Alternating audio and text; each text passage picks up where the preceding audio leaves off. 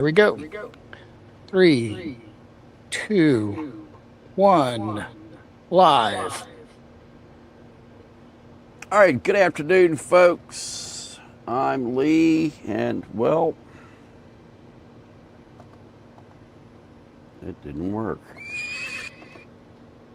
Racer River just disappeared for some reason. Oh, no, it didn't. My mistake. And I live in a van down by the river.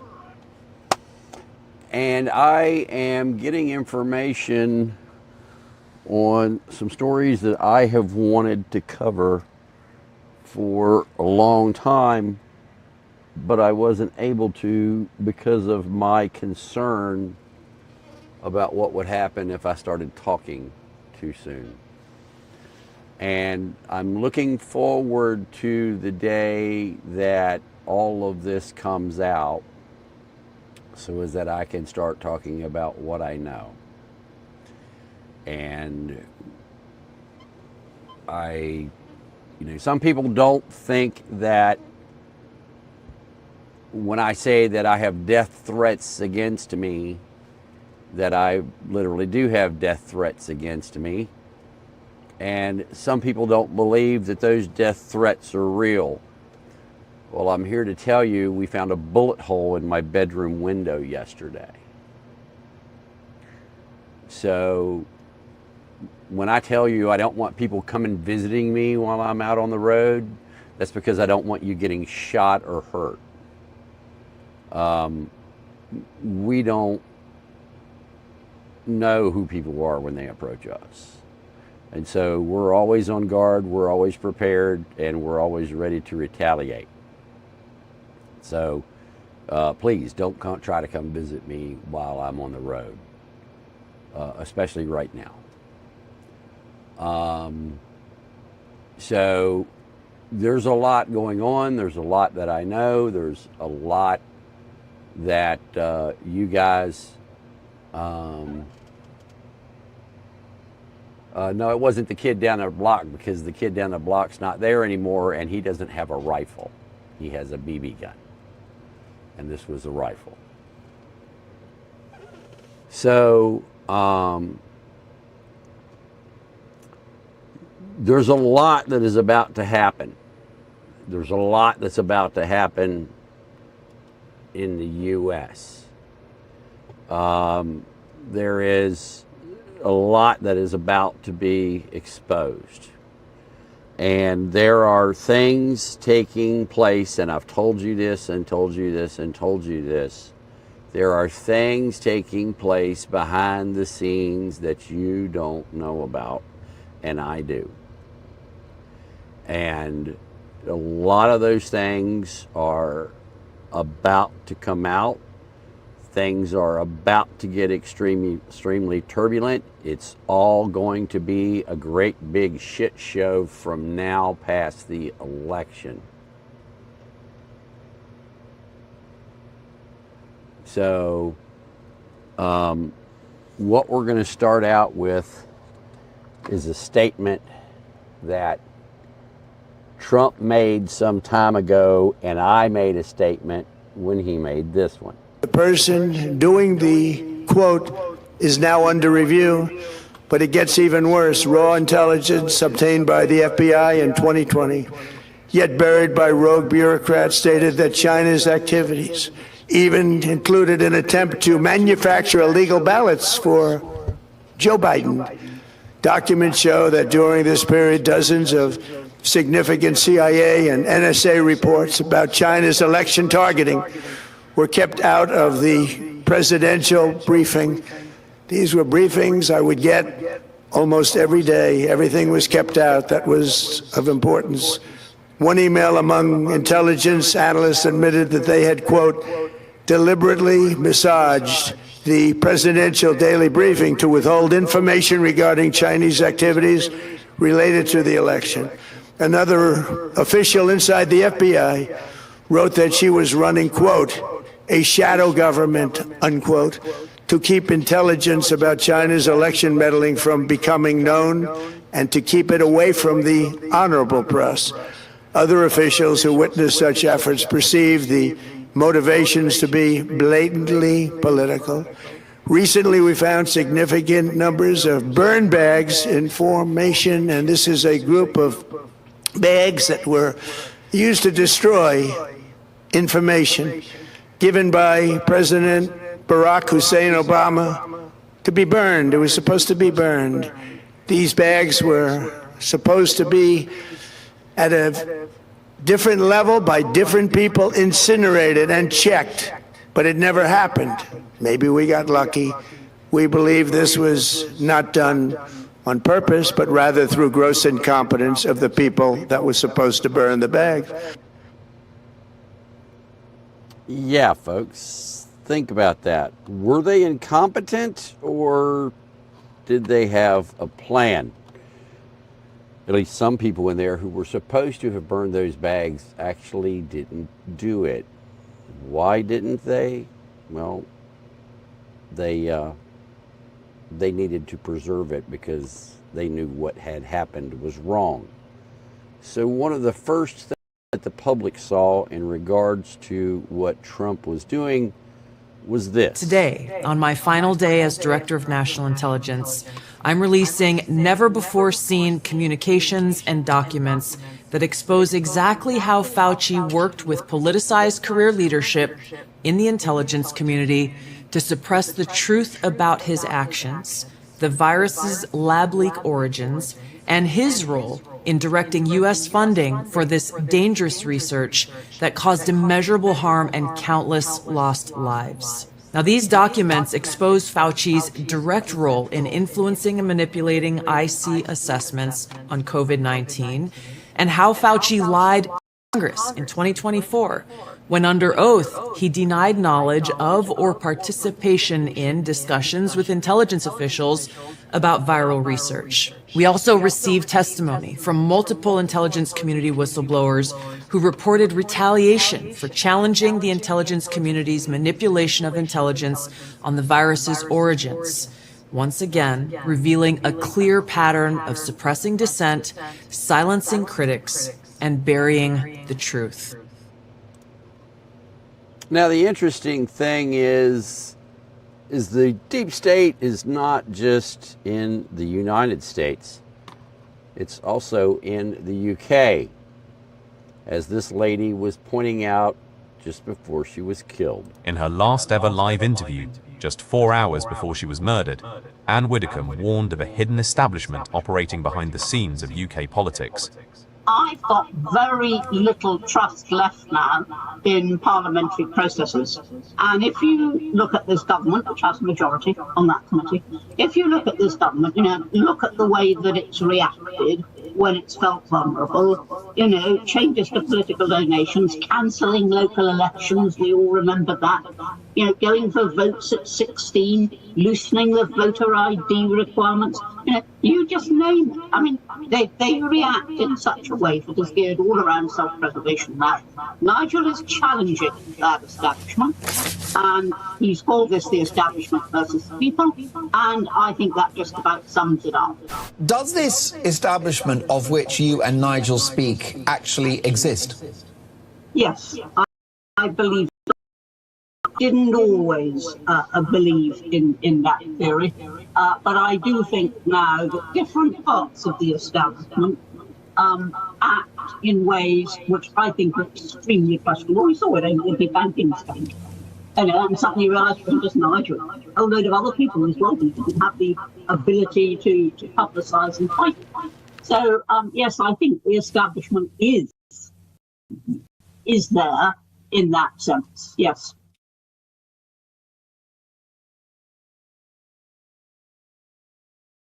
I had my audio inside of the Intimidator up a little too much.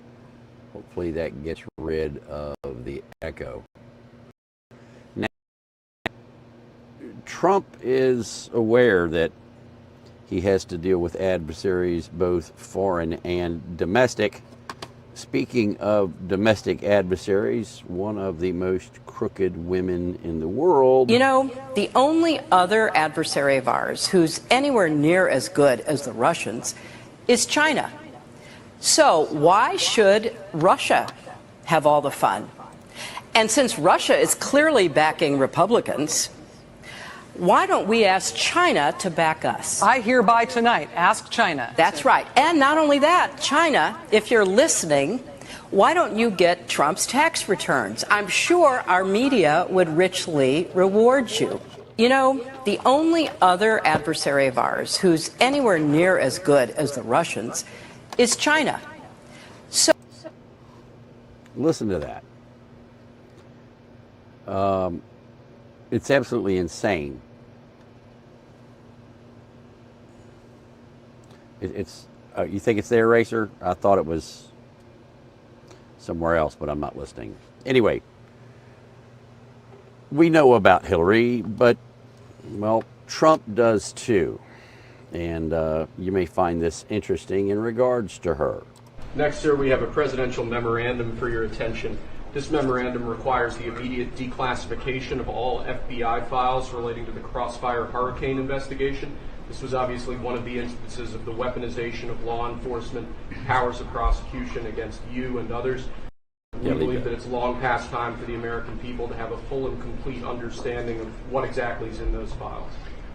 Which gives the media the right to go in and check it. You probably won't bother because you're not going to like what you see. But this was total weaponization. It's a disgrace. Should never happen in this country. But now you'll be able to see for yourselves, all declassified. Is that correct? Yes, sir. Hey, Racer, check that delay and make sure that it's not interfering with everything to throw off the sync of the audio. It seems to be only coming through the videos. What's only coming through the videos? The echo? Yeah, that's because I had the feedback in here turned up too much. I turned it down. It should have fixed that. It's much better now. Right. Much better now. Right. So, but check the delay, because Decoy said that the lips don't match, and we did an audio delay change the other day. Let's make sure that that's not applied across the board with the videos coming out. Yes, sir. Everything? The FBI file with there's a classified annex, but other than that, this we'll put everything in the public eye. Is anybody going to look? What about you? You going to look?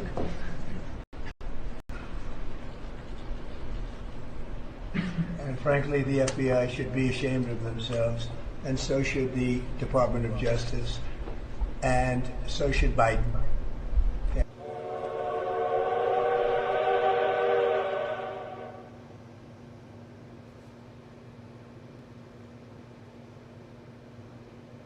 You got it? Okay.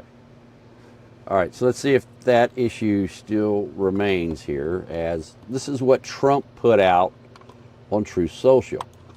Communism is so often described as an ideology or a belief that exists somewhere other than in the United States.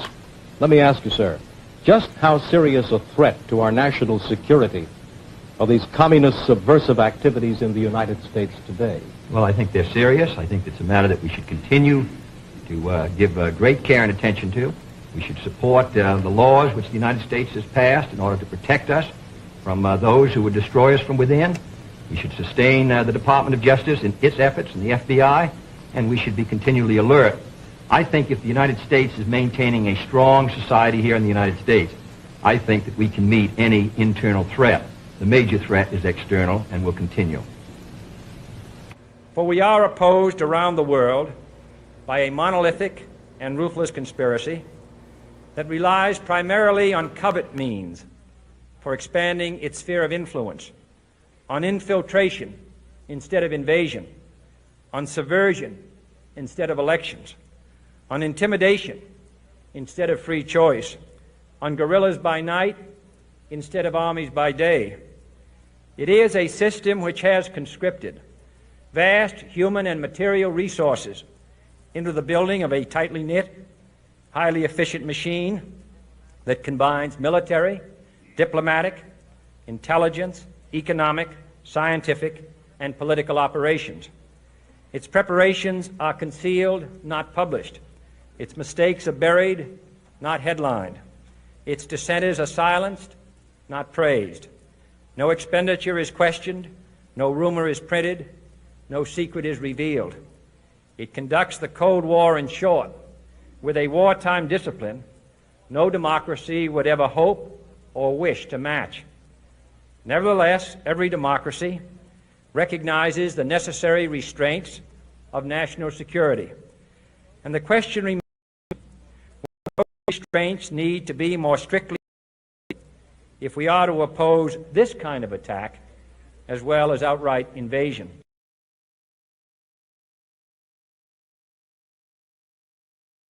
Now, this kind of stuff has been going on around the world, and some people have paid for it with years of their lives. There's a early 2014 email from Hillary Clinton, so not so long after she left Secretary of State, to her campaign manager, John Podesta. That email, it states that ISIS, is funded by Saudi Arabia and Qatar, the governments of Saudi Arabia and Qatar. Now, this is I think this is the most significant email in the whole collection. And perhaps because Saudi and Qatari money is spread all over the place, including into many media institutions. All serious analysts know, even the US government has mentioned or agreed with that some Saudi figures have been supporting ISIS, funding ISIS. But the dodge has always been that's, it's just some rogue princes using their cut of the oil to do whatever they like, but actually the government disapproves.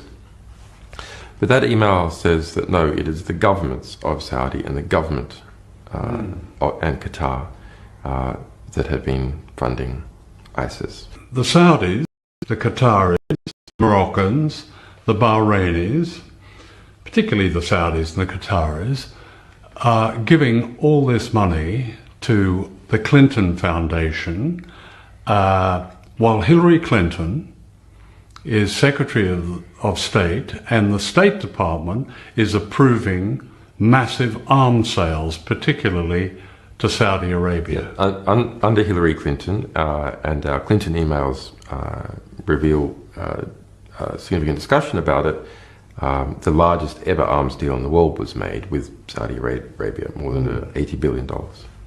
In fact, during her tenure as Secretary of State, total arms exports from the United States, in terms of their dollar value, doubled.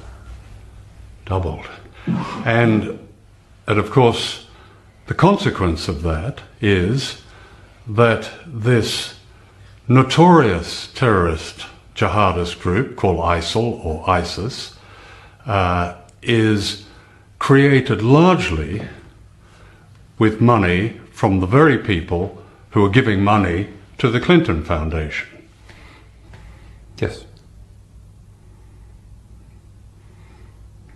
That's extraordinary. Oh, it's more than extraordinary, folks. Also, Racer, if you would, take that to the layout altogether and see if that resolves it.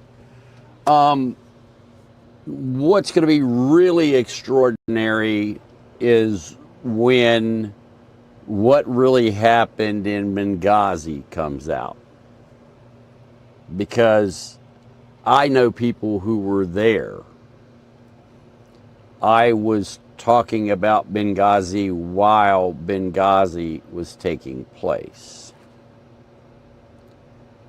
The truth as to what happened in Benghazi and who got what from whom, and the reason that Ambassador Stevens was kidnapped and later murdered, and who carried out that attack, the audio from the security system around the embassy, the video from the drones flying overhead, the narrative that was put out, how it's tied to the Blind Sheik, the Blind Sheik's battalion, also tied into Obama directly, and his attempt to remove Ambassador Stevens from the Middle East, because Ambassador Stevens was known as the glue that held the Middle East together. There is way more than I can tell you about Benghazi in this broadcast or even hours of broadcast because of the fact that, all right, thank you, Racer. So if there's a delay anywhere, it's got to be on your end or with YouTube or something, because everything on our system has been set back to 0 delay. And well, it's either coming through StreamYard or created by YouTube. Not sure. I'm going to keep working on it. All right, thank you. Now, they must think that we're brain dead to believe the misinformation that has been put out over the years, but you don't have to think that they're brain dead. One of them actually is. I remember a friend of mine who's super progressive, super liberal. You know, when I talked about it on a podcast, I'm like, this is crazy. Even if he wins, he's not going to be the guy that's the president. You're going to have his cabinet that are running everything. Yeah. Turned out I was right. And they were saying, oh, don't you understand that he has a stutter? And I said, where the fuck was that stutter in the 1990s? Like, that's crazy. That's right. Like, a stutter that only shows up when you're 80? That doesn't make any sense. Yeah. Like, this is a lie. You're lying. He's had 2 brain surgeries, like, where they have to take the top of your head off. Literally, they have to take, like, a cap. Wait, Biden had 2 brain surgeries? Oh, yeah. How did I not know this? You didn't know this? I didn't know that he had 2 brain surgeries. He had 2 brain surgeries. Jamie, please look this up. Make sure that I'm right. I'm 99% sure I'm right, but I know he had did he get a refund afterwards? Well, it kept him alive. It kept him alive. I mean, Biden has not undergone recent brain surgery. He underwent 2 successful, life-saving brain surgeries to repair 2 intracranial aneurysms in 1988. I did not know this. Yeah. That's pretty crazy. His medical professionals have stated that he made...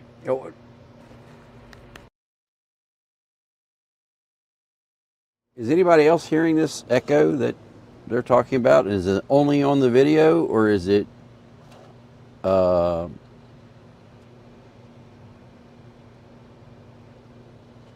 when I'm speaking as well? No, it's only on the videos. Is it because the output is the default on the front display? It might be. Let me check.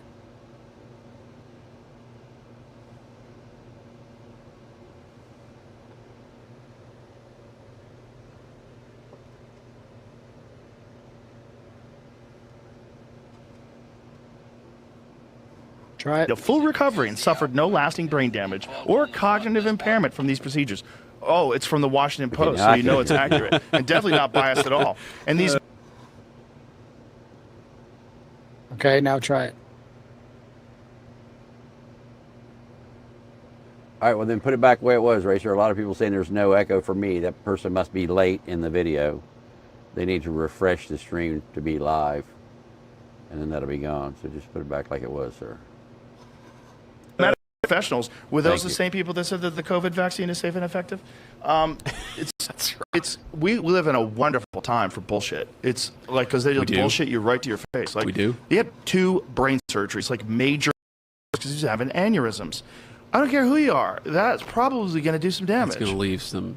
Aneurysms are leave an impact. a real problem. That's a real thing. Your brain is bleeding. People die from aneurysms all the time. See, the crazy thing is, I never even knew about that. How'd you not know about that? That's nuts. I knew about it. Well, it speaks to how constrained our media environment is that even I had never heard Right. that. It was not a part of the narrative. It's certainly not from the Democrats. But yeah, it was clearly, I just don't understand why they ran him in the first place. The whole thing made no sense. And then to have no primary and just stick Kamala in there. Yeah. And then all of a sudden pretend that she's the best thing ever. And like this idea, like complete flip of her being the least popular vice president ever, always sticking her foot in her mouth, always saying crazy shit. How dare we say Merry Christmas? You remember that one? Like, what the fuck is, what are you saying? Yeah. Like, joy is bad? Merry Christmas is bad? Legitimately, when the campaign consultants told me, hey, we're going to hit this line because Kamala Harris came out in favor of taxpayer-funded sex changes for illegal aliens. And I remember thinking to myself, come on, you guys. Like, she didn't really say that. It's taken out of context. And then I go and look at it, and I'm like, holy shit, she actually said that. And she really was like the very worst version of what the Democrats were producing in 2020. The thing is, they were all doing it because that was the incentives of the party. Like if you remember that debate where it was, do you want taxpayer-funded Medicare for illegal aliens? Which, like, Medicare is the program to provide health care to the elderly that people pay into for, like, you know, your entire working life. You see your little Medicare tax statement. And the idea that we were going to give taxpayer-funded health care to illegal aliens, it was just insane. It was a 90-10 issue, but their party in 2020 got kind of taken over by the radicals. And I think actually maybe you're seeing a little bit of that happening right now, where it seems like the radical organizations, the nonprofits, the donors are pushing the party in a direction that most of the voters haven't gone in. Like, you ask why Joe Biden was the nominee, and I'll say something in defense of Joe Biden. So, like, was he the most effective politician? No. Had he had 2 brain surgeries? Yes, and clearly had shown the negative signs of aging. But he was kind of the only candidate, if you go back to 2020, who could hold together, like, the reasonable middle-class Black American in the Atlanta suburbs with whatever is going on the far left of the Democrat Party. And I think this is sort of the issue their party has. I mean, to be candid, our party has its own coalition problems, and it's always tough in a 2-party system to hold everybody together. Like, I think about this a lot. I think it's really tough on the Democrats because the core of their party, like the most important voting bloc in the Democratic Party, is middle-class Black Americans. Yeah, we're a little perplexed on our end because the audio is perfect here and we have 0 delay, so not sure what's going on after it leaves here. Trump got rid of, and he announced this some time ago, but I want to show it to you. This is something he's trying to do for the American farmer and, well, all of us. Very importantly, we saved 2 million American farms from extinction by virtually ending the unfair estate tax. We've ended the estate tax, or as they call it, the death tax, and you can now keep your family farms in the family. We had a problem. Go ahead, Rick. See, these are all people that are clapping that love their children. If they didn't love their children, they wouldn't care about what I just said. But most of you, does anybody not love your child? Because that would be the one person that would have clapped the other way. No, it's a big thing. Very importantly, we saved 2 American farms from extinction by virtually ending the unfair estate tax. We've ended the estate tax, or as they call it, the death tax, and you can now keep your family farms in the family. We had a problem. All right, hold on See, one these second. are all people that are clapping. Information provided to DHS. Under the Biden administration, the fraud escalated even further. Today, we are announcing that we have identified over 10,000 foreign students who claim to be working for highly suspect employers. And that's just among the top 25 OPT employers. This is only the tip of the iceberg. Over the past year, we've dramatically expanded our oversight of OPT and can report that we've found fraud nationwide. HSI agents have visited problematic OPT employer work sites in Virginia, Texas, Georgia, Illinois, New York, New Jersey, North Carolina, and Florida. Many of these employers include NGOs engaged in suspicious activity. We've discovered empty buildings and locked doors at addresses where hundreds of foreign students are allegedly employed. In many cases, multiple OPT employers claim to operate from the same address, but none actually lease the facility. We found small residential addresses listed as work sites for hundreds of foreign students, yet no employees were present. When someone does answer the door, their statements are inconsistent, or they claim no knowledge of the business. We're also seeing financial red flags. Many alleged employers display clear fraud indicators, including tax liens, civil lawsuits, collections, and breaches of contract. And we are seeing suspicious financial transactions moving cash across multiple countries. We've discovered that numerous businesses fail to maintain basic employment records for the foreign students, raising serious tax reporting concerns. Some employers claim to have offshore human resources and payroll personnel. And finally, we're finding what we call phantom employees. We've identified foreign students who obtained work authorization documents through OPT, but never showed up for work at the sites they claimed. While we can't share details of ongoing investigations, I can assure you that more information is forthcoming and that we are taking this fraud very seriously. With that, I'll turn it over to the Acting Executive Associate Director for HSI, Mr. John Condon, who can speak in greater detail. John. Thank you, Director Lyons. Last week, HSI investigators and compliance officials conducted site visits at 18 OPT work sites in North Texas. Our findings were alarming. We discovered coordinated employer clusters where numerous employers in the same building complex are running nearly identical websites, sharing job postings and management personnel, but claiming no business relationships with each other. We found shell company schemes where multiple OPT employers are established by the same owner-operator, indicating a deliberate scheme to structure income and evade taxes. We have encountered employers who claim only a handful of OPT employees, despite our records showing that hundreds of students claim to work there. To give you an example, one employer we visited claimed to employ only 3 foreign students through OPT, while our records show over 500 foreign students claiming to work there. The company's representatives were unable to answer basic questions about the business and deferred to HR managers in India. OPT employers are required to directly train foreign students, but we've seen multiple examples of alleged employers claiming that all management is overseas in India. 10-9. We've also discovered multiple state networks which are large networks of alleged employers claiming to train thousands of foreign students in OPT. Make sure no echo. Then farming them out to unreported third-party employers. Never has been. Making oversight nearly impossible and raising serious national security issues. And we found potential evidence of international financial fraud. Our investigators have discovered questionable financial networks crossing multiple countries involving numerous bank accounts and complex transactions. These cases aren't limited by geography. In Houston, we found an alleged OPT employer accused of pay-to-stay visa fraud who was charging students under the table to help them fraudulently maintain visa status. The phony employer had never operated from the listed address, and over 100 foreign students allegedly employed there were nowhere to be found. In Georgia, we found an alleged IT company's address was nothing but a P.O. box. The owner operated a second related company across the street, also allegedly employing dozens of foreign students. The location was empty. One of the company's websites was flagged by DHS firewalls as potential malware, a common marker of fraudulent OPT employers. In New Jersey, we discovered an OPT employer who claimed to employ over 150 foreign students but couldn't answer basic questions about who they were or what they were hired to do. We only encountered one of these students who revealed he had not worked for the listed company in over a year. He was instead being trained by a company based in India. And in a New York condo allegedly housing dozens of foreign students, a supposed employer became visibly upset and denied any knowledge of the company, despite DHS records and student reports confirming otherwise. Mike is hot, Lee. A foreign student confirmed the individual was the owner, but could not explain his denial. HSI will continue to investigate these cases, among several others. Director Lyons. Thank you, John. Let me be clear. Foreign students themselves are entering false addresses and employer names into the Student and Exchange Visitor Information System. But we are uncovering evidence of organized fraud that spans national and international borders.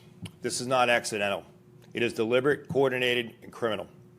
DHS will relentlessly investigate, disrupt, and refer for prosecution anyone who exploits our programs. We've intensified our vetting at consular posts overseas, targeting trafficking, forced labor, document fraud, and unauthorized employment among student visa applicants.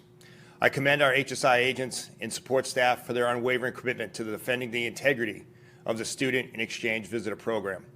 This fraud is not victimless. It is a blatant attack on the goodwill of the American people who generously allow foreign nationals access to our education system. If you're an employer or a foreign student engaged in fraud against the United States, you are advised to return home or surrender immediately. The criminal, civil, and immigration consequences for fraud are severe and unavoidable. We will not tolerate abuse of our programs, and more actions are forthcoming. Thank you.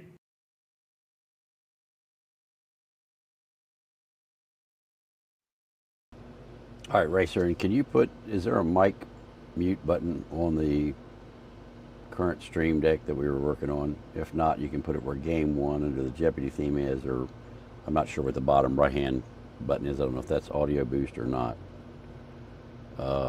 Anyway, this is a lot bigger story, folks, than what you know. Trump has been planning this for 6 years now. Ever since he lost the election, he's been trying to figure out how to get all of this fixed in our elections. So he has came up with a plan, and he has been having his little elves, the folks in his cabinet, work on all of this, plus people working on it before he was even elected the second time. So he's going to unleash all of that now. And you're going to see it over the next 2 years, we're going to see people arrested, people prosecuted, and documents and things are being released in a specific order. And so that is what he is going to be doing here over the next 2.5 years. And we're going to see arrests of people you would have thought gotten arrested, prosecutions of those people. There's going to be a lot of things that are going on. I think the Comey with the 86-47 was actually all just to out some more people. There's a lot. These people have now had the machine turned against them. And because the machine is now being turned against them, whereas that they were using it against Trump, inside the machine that saw what was going on and did things. For example, all of the burn bags that didn't get burned. That was somebody in the FBI who knew what was in those bags and knew that one day there would be somebody in power that could do something about it, and waited for those to be brought out. And well, it never happened. As far as the bags getting burned, the people sat on them. And I think that the leadership in the FBI kind of thought they were trophies, but that they were safe because they were in burn bags, and they thought if they were ever coming, that they would be disposed of, or that the members of the FBI would continue to hide those things, so as that the new administration or the new FBI director or whomever would never expose them. They never expected Trump to show up and flip the tables over and move the people out of the building. There's one good way to search a building, and that is to empty it. And that is exactly what has happened at the FBI building in Washington, D.C. So anything that they had there either had to come out of the building or is going to be destroyed. So that's exactly what they did. They emptied out the building, and they found all kinds of things when they were emptying out the building. There's a lot bigger plan to this than what we've seen so far. Now, somebody that was key to this was John Solomon, and a lot of people aren't aware of that. John Solomon took an unpaid position in the government to help go through these documents to determine what should be declassified, because John Solomon and many others for a long time have known what was going on. And well, here's a sample. And it takes a lot to shock me. Yeah, when this story first broke, I thought that there must be some details about it that are more speculative than you can rely on. But the more I read the piece that you published and saw what Cash submitted to Chuck Grassley, there are several levels of this that are concerning almost beyond belief. So obviously the first family itself was taking millions of dollars from China. The Biden first family through Hunter Biden and China CEFC Energy, China CEFC Energy was taking $5 to $10 million in consulting fees from Chinese energy firms as Hunter Biden was flying on Air Force One to China with Vice President Biden in order to secure those deals. Biden's CIA director, Bill Burns, took millions of dollars from China when he was the head of the Carnegie Endowment for International Peace for 7 years before becoming CIA director, taking CCP members and putting them on Carnegie's board, as well as forming a joint Carnegie-China center so that they could cooperate more closely. Tony Blinken, the Secretary of State, was the managing director of the Penn Biden Center, which took millions of dollars from China. So all the way up and down the entire foreign policy establishment of the Biden administration, from the White House to the CIA to the State Department, you had millions of dollars being juiced by the Chinese government the entire time. And then the more you think about this story, the more shocking it gets when you think about the massive, biggest election censorship event in human history, which was DHS-CISA's censorship of the 2020 election, specifically to stop election misinformation, which was all. And I can report that it's not the same director of CISA anymore. Run out of a group that Chris Krebs formed called the Countering Foreign Influence Task Force, which you would think would have been the exact task force at DHS set up to stop something like this and set up to be responsive to something like this, when in fact it did the exact opposite. They told us there was no foreign interference. Now, how does the FBI know this, and the CIA know this, and the DHS task force, who is responsible for stopping the domestic side of this operation, not be informed? How is it possible that this intelligence was circulated at the FBI and CIA levels, but not at the DHS level? And so that is an immediate question for Chris Krebs and Alex Stamos. Well, we can actually answer the question for you, Mike, too. The document I actually saw the document and got some of the quotes from it. It was circulated to the Department of Homeland Security in addition to the CIA. So they were, now it doesn't say CISA, it does say DHS, so at least the senior component got it. And when it was called back, they asked all those agencies to destroy it. So it was sent out to Homeland. Now get this. The DHS censorship operation run out of CISA, together with EIP, this 4-group consortium of 120 individual censors monitoring the entire internet across 15 different platforms to censor pro-Trump tweets or anyone who cast doubt on the integrity of the 2020 election.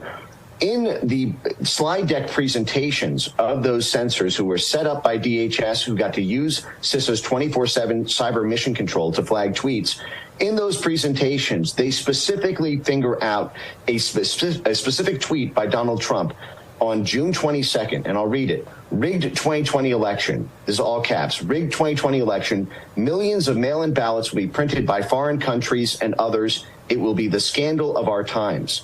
Now, DHS's censorship network specifically cited that tweet as one of the reasons they needed to scramble to form this wide-spanning, totalizing censorship operation.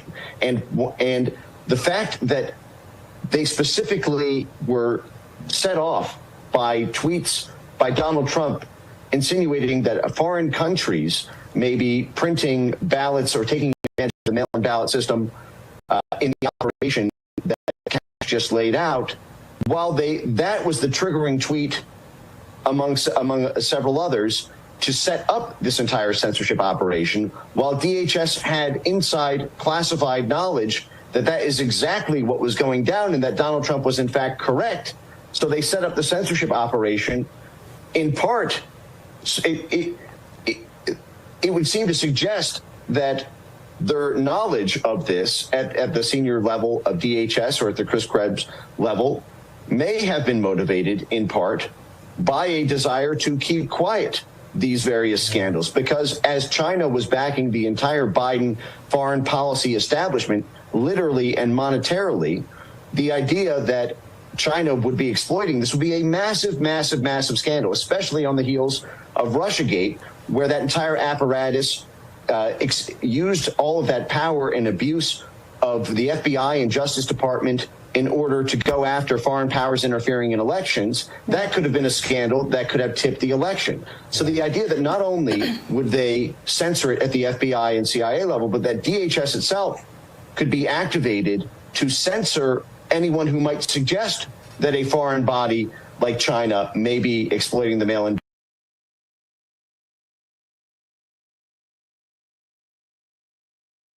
All right, folks, there's a lot going on here, and I'm going to jump to this. Weeks before President Trump gave his Thursday night address, a Democratic senator let slip what was really at stake. The other thing that we blocked yesterday was the SAVE Act, right? Which was literally allow this administration to rig our democracy so that it would be hard for any Democrat in any state to win any election. There you have Senator Alyssa Slotkin, nominally from Michigan, but really channeling her CIA training, admitting that her party can't win if the U.S. adopts the kind of voter identification laws that most of the other civilized nations in the world use. That's why President Trump addressed the nation on Thursday to motivate passage of the Save America Act. Of course, that speech has set the hair on fire of the entire anti-Trump universe. But what almost no one noticed is that on the same day, both the Secretary of State and the Secretary of the Treasury stood at a different podium and announced the other half of the story, the half that isn't about ballots at all. I'm Susan Kokinda. I've followed the imperial assault on our country from the strategic mountaintop to the election integrity trenches in Michigan, which is why I know what Donald Trump did on Thursday was masterful. If you want to follow how this unfolds, hit the like, share, and subscribe buttons. Here's what I'm covering today. First, the cover-up the president flushed into the open, and the two ways the enemies tried to bury it again on the same night. Second, how the Michigan case study makes the president's point. And third, the bombshells that Rubio and Bessent dropped and how that completes the picture. So let's start with President Trump. No country can be great without fair and honest elections. You have to trust your country, because if there can be no trust, there can be no greatness. Unfortunately, the system we have today falls catastrophically short of that standard. Tonight, I'm announcing the immediate declassification and release of critical intelligence, revealing shocking vulnerabilities in our election infrastructure. Now, the fire hose of details is going to dominate the news about China, 220 million voter files, hacked systems, non-citizens on the payroll, and other vulnerabilities. People with more time than I have are going to parse every page of the now declassified documents, and that's important. But don't get drowned in the details. That wasn't the president's main purpose anyway. The importance of what he did on Thursday was to drag the cover-up to the daylight. That's what he wants you to see, that officials inside our own intelligence agencies work to keep the China findings away from the president and away from you. One FBI official even boasted that she was running a, quote, shadow government, unquote, to keep the intelligence buried. Let that sink in. The shadow government hiding a threat to our electoral processes. And this isn't really Democrat or Republican. It's a permanent apparatus that serves the modern empire. Well, the next morning, Homeland Security Secretary Markwayne Mullins put it bluntly. There's no question the intelligence community from the FBI, CIA, and even other places within DHS, not underneath President Trump's leadership, but that was underneath the Biden administration, kept it from President Trump and the American people in Congress. Everybody that purposely misled the American people, abused their power and their authority, and decided not to continue doing their job will be held accountable. Now, Mullins was talking about those past cover-ups, but you actually saw how this works in real time, because there's two ways to bury something. You can wave it off as nothing, or you can make sure nobody sees it. And on Thursday, they did both. Here's the first. Senator Mark Warner, the top Democrat on the Senate Intelligence Committee, said, "That was an embarrassing speech with no new info, just lies and rehashed conspiracies. It's incumbent on all of us not to treat that like real news. No new info."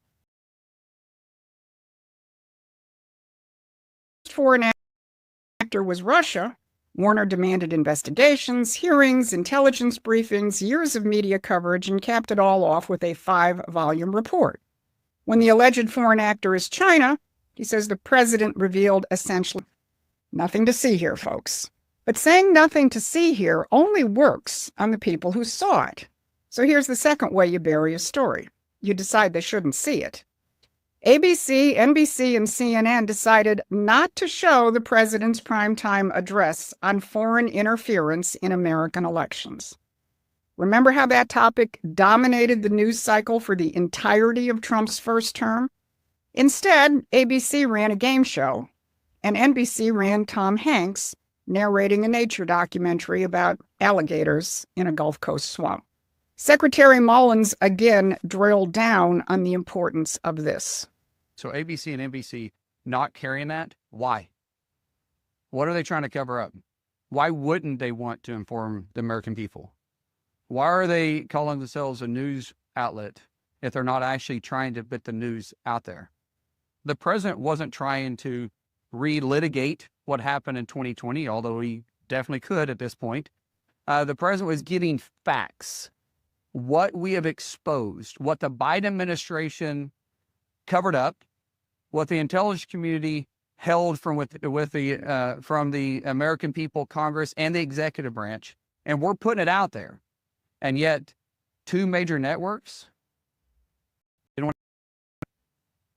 I think the question really should say why.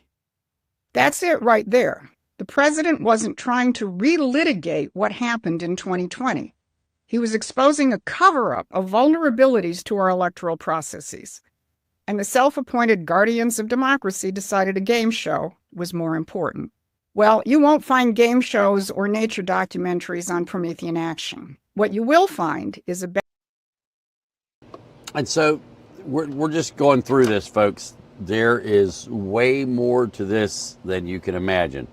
So to help protect the U.S. elections, Trump has the election integrity executive order. Here's some details on that. Massive cheating that's gone on. And so we're going to be signing the executive order. It's, I believe it's foolproof. And maybe it'll be tested, maybe it won't. I think it's very obvious what's said. And I'll ask Will Scharf to start off, attorney, a great talent, a brilliant young man. And if you could discuss it, and then I'm going to ask Howard Lutnick to say a few words, and then I'm going to sign it, and we'll take a couple of questions. Okay? Thank you. Mr. President, as you said, you have in front of you an executive order that deals with a number of issues relating to election integrity. As you've consistently identified, two of the biggest problems we have with election integrity in this country are, one, inaccurate voter rolls that allow ineligible people to vote in various federal and state elections. Now, speaking of the inaccurate voter rolls, there's a server not far from me that has the voter rolls of the state of New York, and it also has all of the illegal addresses, dead people who voted, and a variety of other things. And I am trying to get an interview with the gentleman who is highly knowledgeable on what was done in the New York voter rolls. Pretty interesting. That's why I'm living in a van. And I live in a van down by the river. All over the country. And then secondarily, you've consistently identified that vote by mail in this country has become rife with fraud.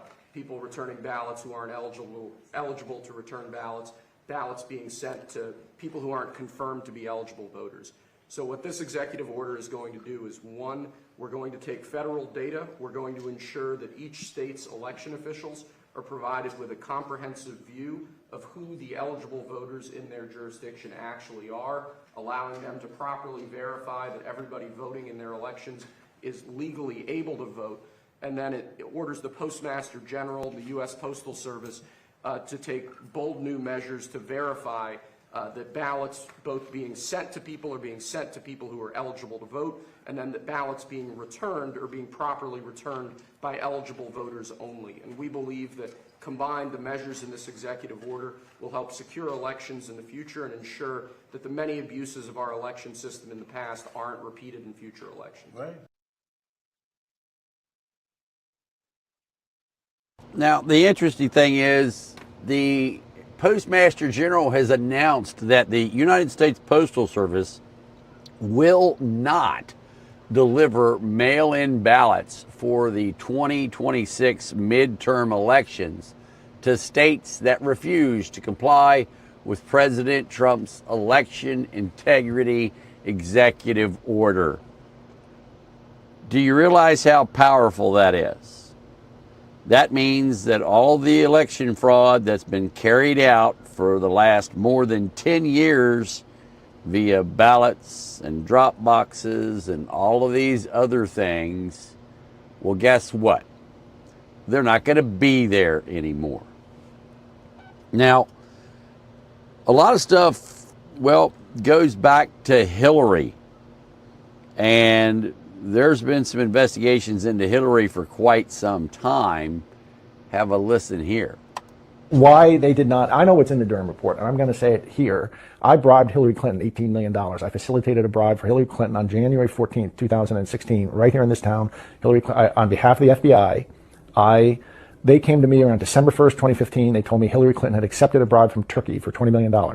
They told me that I would be working for a group in New York, FBI agents, who had authorization to set Hillary Clinton up in a sting. They asked me to facilitate a bribe for her, an $18 million bribe from another government. The bag man from that government was I was to befriend, and I was to get that person 10 minutes alone in a room with Hillary Clinton. I did. On January 14th, 2016, Hillary Clinton was in this town, and she met in a way that was kept off her schedule. She accepted an $18 million bribe.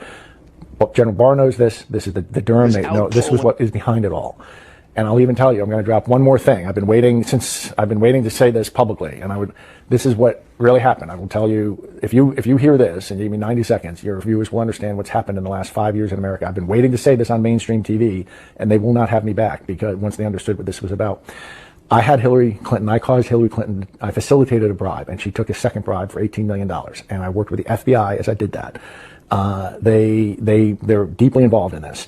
They came to me 3 days later and told me I had to forget about it and forget that it ever happened. And I said, what are you talking about? And they gave me one excuse. They said, Hillary's going to win, and it's been decided upstairs. Nothing's going to be able to stop that now. So she's going to win, and she's going to send her people over to the FBI and ask any of us.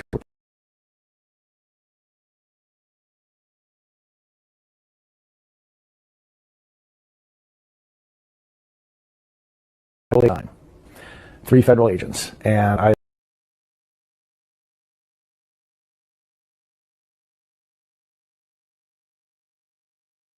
let them know that wasn't sitting, and this is in Salt Lake City, Utah, and that wasn't sitting well with me, and I'd like to know why. We had almost a year before the election. They could have had me and another person in front of a grand jury in a week and gotten her indicted.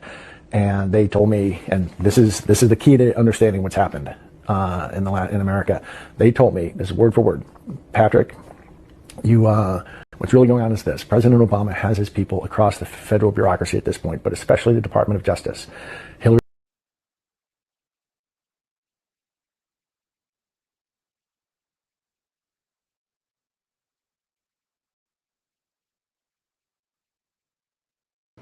Racer, do we want to jump over to the secure microwave link? Is that... Sir, it flipped over on its own. Give me a second.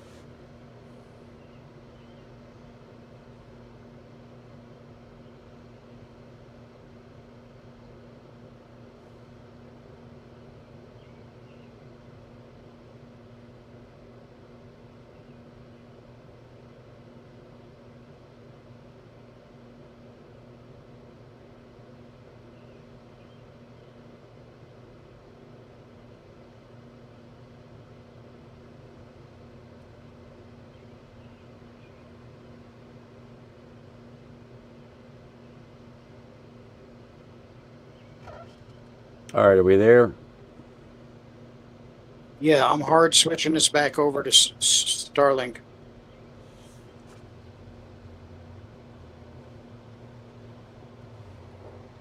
All right, let me know when that's done. Yeah, T-Mobile for some reason picked up the connection, but it's crap. All right.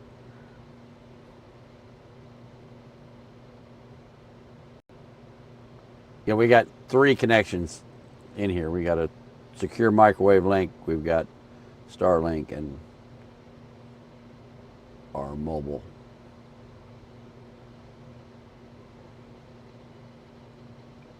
Yeah, you guys need to share this out. And I don't know how long this video is going to be up, so you need to share it out. Share it out now.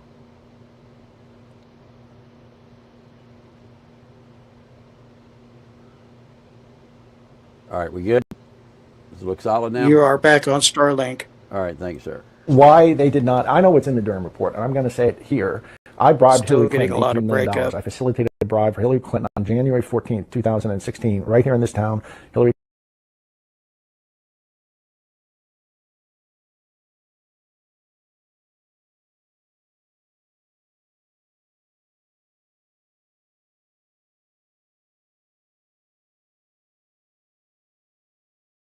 $1 million bribe from another government. The bagman from that other government was, I was to befriend, and I was to get that person 10 minutes alone in a room with Hillary Clinton. I did. On January 14th, 2016, Hillary Clinton was in this town, and she met in a way that was kept off her schedule. She accepted an $18 million bribe. But General Barr knows this. This is the Durham. They know this was what is behind it all. And I'll even tell you, I'm going to drop one more thing. I've been waiting to say this publicly, and this is what really happened. I will tell you, if you hear this and give me 90 seconds, your viewers will understand what's happened in the last 5 years in America. I've been waiting to say this on mainstream TV, and they will not have me back because once they understood what this was about. I had Hillary Clinton, I caused Hillary Clinton, I facilitated a bribe, and she took a second bribe for $18 million. And I worked with the FBI as I did that. They're deeply involved in this. They came to me 3 days later and told me I had to forget about it and forget that it ever happened. And I said, what are you talking about? And they gave me one excuse. They said, Hillary's going to win, and it's been decided upstairs. Nothing's going to be able to stop that now. So she's going to win, and she's going to send her people over to the FBI and ask who was part of investigating Hillary, and any of us who were part of it are going to be destroyed, and that includes you too, Patrick. And so this mission has been scrubbed from the highest level. And I thought about that, and I said, yes, sir. And I came, but 2 or 3 weeks later, I was back with 3 federal agents this time. 3 federal agents, and I let them know that wasn't sitting, and this is in Salt Lake City, Utah, and that wasn't sitting well with me, and I'd like to know why we had almost a year before the election. They could have had me and another person in front of a grand jury in a week and gotten her indicted. And they told me, and this is the key to understanding what's happened in America. They told me, this is word for word, Patrick, what's really going on is this. President Obama has his people across the federal bureaucracy at this point, but especially the Department of Justice. Hillary Clinton is going to be president for 8 years, and nothing's going to change that. But think of there being a Bunsen burner within the Department of Justice. That evidence about the 2 bribes you were part of gathering is going to be sitting on the Bunsen burner. And the hand on the Bunsen burner is going to be one of Barack Obama's people. If Hillary's a good girl and defends Obamacare, that flame stays low. If she's a bad girl and thinks for herself, it's going to get turned up high. That way, Barack Obama is going to manage Hillary Clinton for the 8 years she's president, and then she's going to step down, and Michelle's going to run. And Patrick, that's the plan. That came out of the lips of a federal agent. It was confirmed to me this spring. The Durham investigation that plan was called the Operation Snow Globe. That was Brendan Obama's name for it. Snow Globe, they were trying to get Hillary to step into a snow globe. I'm looking for a prop. A snow globe that anytime they wanted, they could then pick up and shake for 8 years. My bribe was the bait to get her to step into the snow globe.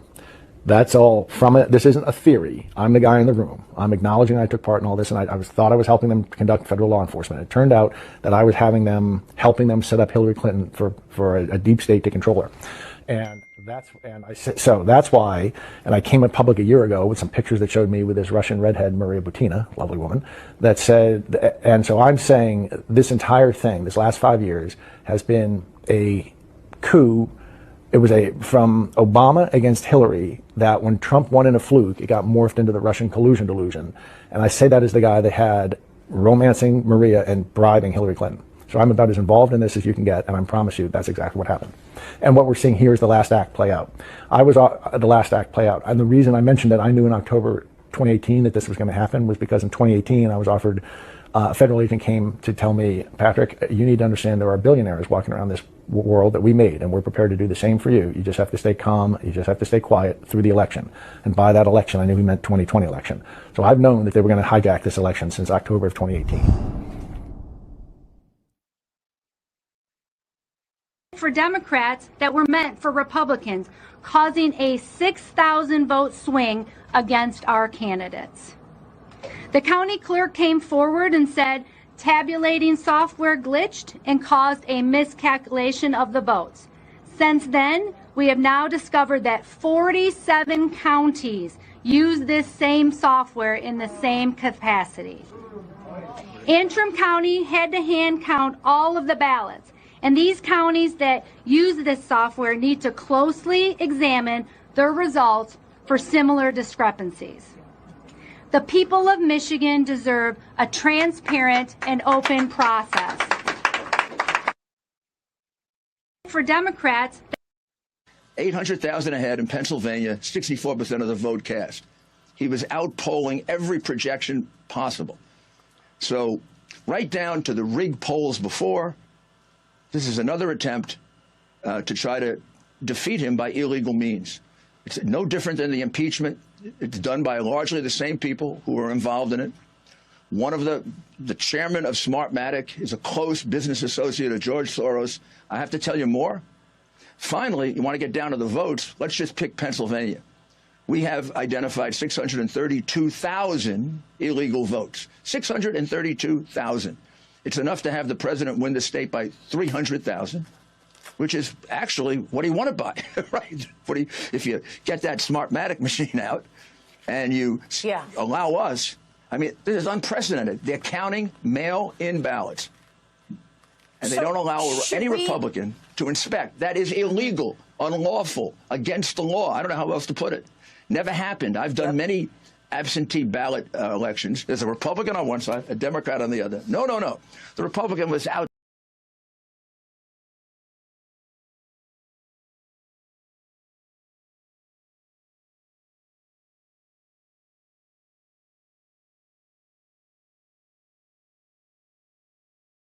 The minute you remove the outer envelope, it's gone. You can no longer validate it. And that's why, under the law of every state, if you don't respect it, the vote is invalid. There are cases, including in Pennsylvania, that have been overturned for just a few ballots that were handled that way. We can prove that 632,000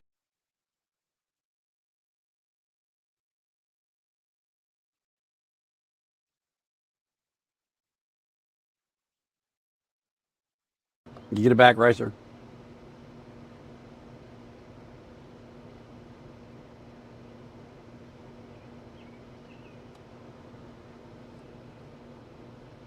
ballots were handled that way, particularly in Philadelphia. And if you tell me that Philadelphia doesn't cheat in elections, I will tell you you're living on Mars. I mean, and there is a Mars in Pennsylvania, by the way. But I mean, the reality is that I would be surprised if Philadelphia didn't cheat in this election. They've done it in the last for the last 60 years. Now we move on to Detroit. In Detroit, we have evidence that 100,000 ballots were brought in at 4:30 in the morning and counted. And to the extent that our witnesses, and there are 4 of them, saw it, and one of them is an ex-employee of Dominion, according to them, every single ballot was for Biden. And not only that, whatever ballots they could see, because these weren't Republicans, so they could get closer. Every ballot they could see, it just had Biden's name on it. Nobody else, not even another Democrat. Now, why does that happen? It happens because you know you're behind, Dominion notifies you, you call off the counting, and then you start doing ballots like this. You can't do the down ticket. That's why you have Biden and no down ticket, because they just had enough time to get Biden's name in. We never got a chance to inspect a single one of those.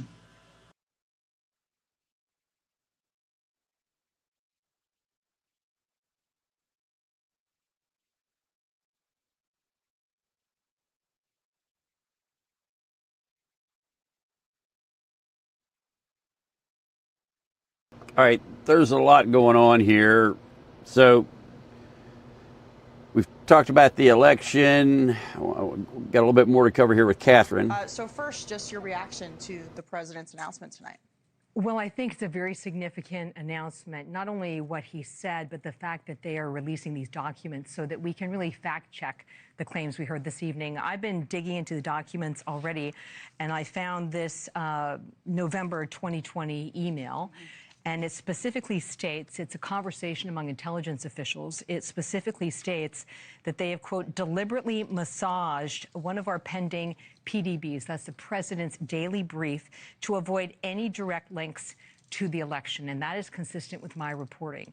I understand the whistleblower complaint alleged, and I think we're now seeing it in the emails, that there was an intentional effort to suppress intelligence about China's influence operations. And this was, Katie, like a massive effort, what they call a multi-domain operation. That means trade, it means diplomacy, it means open source information, it means social media. So all the levers of power China had to influence the U.S. elections. In your reporting, you've said that a senior intelligence official emphasized to you that in 2020, China was not held to the same standard as Russia and other adversaries, including North Korea, Iran, and proxies like Hezbollah, and that the Chinese influence operations were consistently downplayed while Russia's were routinely amplified. You also talked about this whistleblower who was reportedly retaliated against for trying to bring this information to light. So in the summer of 2020, as we're heading into the election, in the intelligence community, there were indicators of this Chinese influence operation. Influence operations means that you're trying to affect the outcome of how people vote or their sentiment about a presidential candidate. It's different than an interference operation, which is penetrating voting rolls and voter systems. And this whistleblower was raising the alarm about the influence operation, and then suddenly it all was suppressed. My understanding is that some of their reports, there were in officials' own handwriting that they wanted everything out that could help President Trump in his reelection. So there was clear evidence of political and personal bias, and intelligence is supposed to be neutral. So what we heard tonight from the president is an allegation that this intelligence was suppressed in order to harm him, and now we're seeing documents already which back up those claims. What we just heard was that the CIA was doing everything possible to make sure that Donald Trump was not elected. They were hiding evidence. They were hiding evidence of election interference from China. They were making sure that Democrats were going to get elected.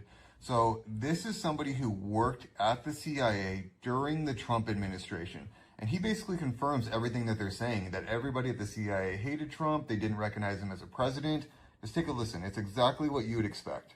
You're working at CIA during the Trump election. What was the view of that within the CIA? What do people think of Trump at CIA? Well, what I found interesting was every government building usually has the picture of the president, the vice president. In this particular case, I don't know how many months it took them to eventually put the picture of the president and the vice president up on the wall, as if they didn't even want to recognize him as the president or the vice president. I mean, it got so bad in one of my offices that one of the leaders actually spoke out and said, look, we have to respect the chain of command. If you find yourself mentally distressed because Trump won the presidency, go seek some psychological help.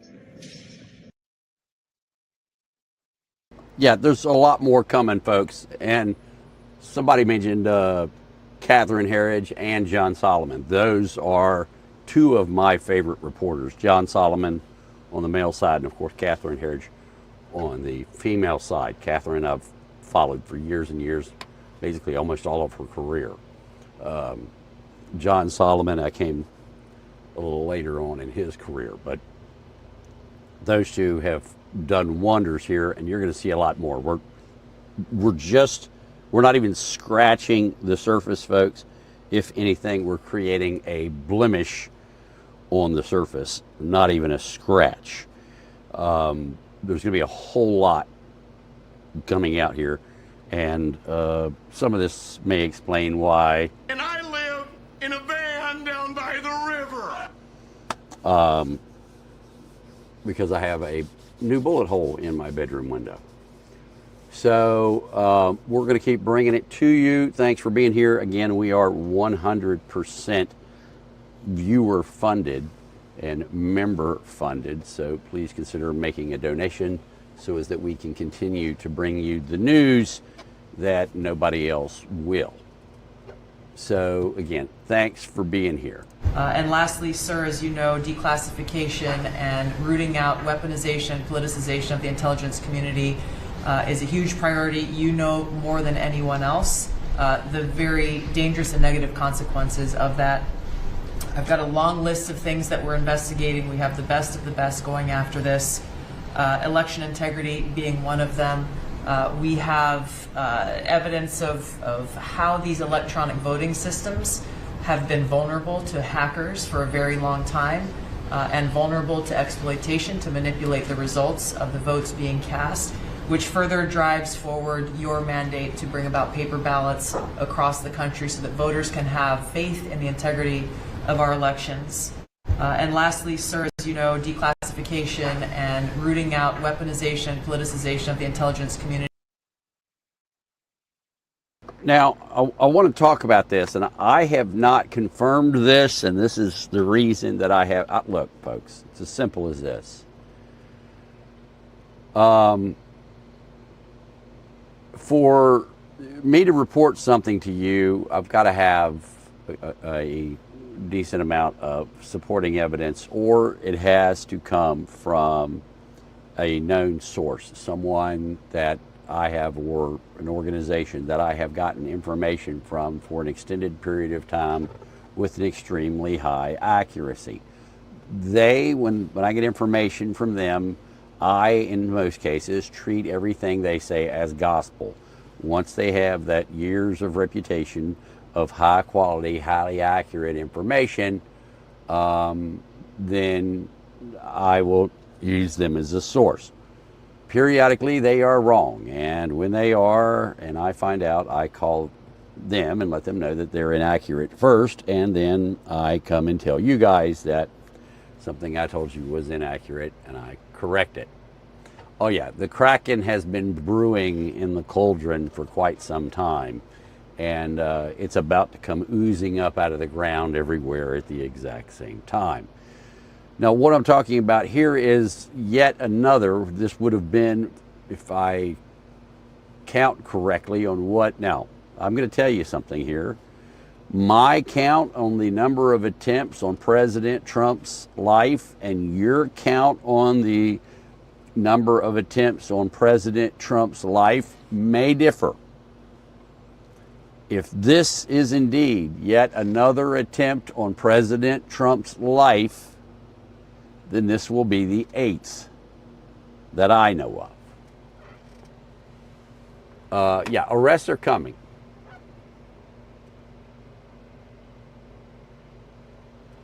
Yeah.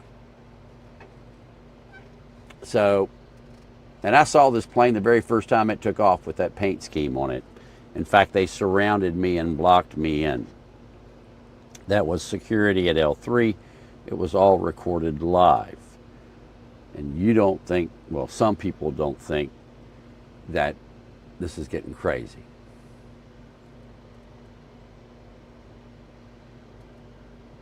So.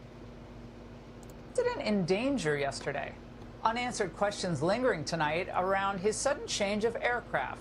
From the new Qatar-built Air Force One that he flew over onto NATO to the old Air Force One last night. Do you know why they had us close our window blinds? That was not usual.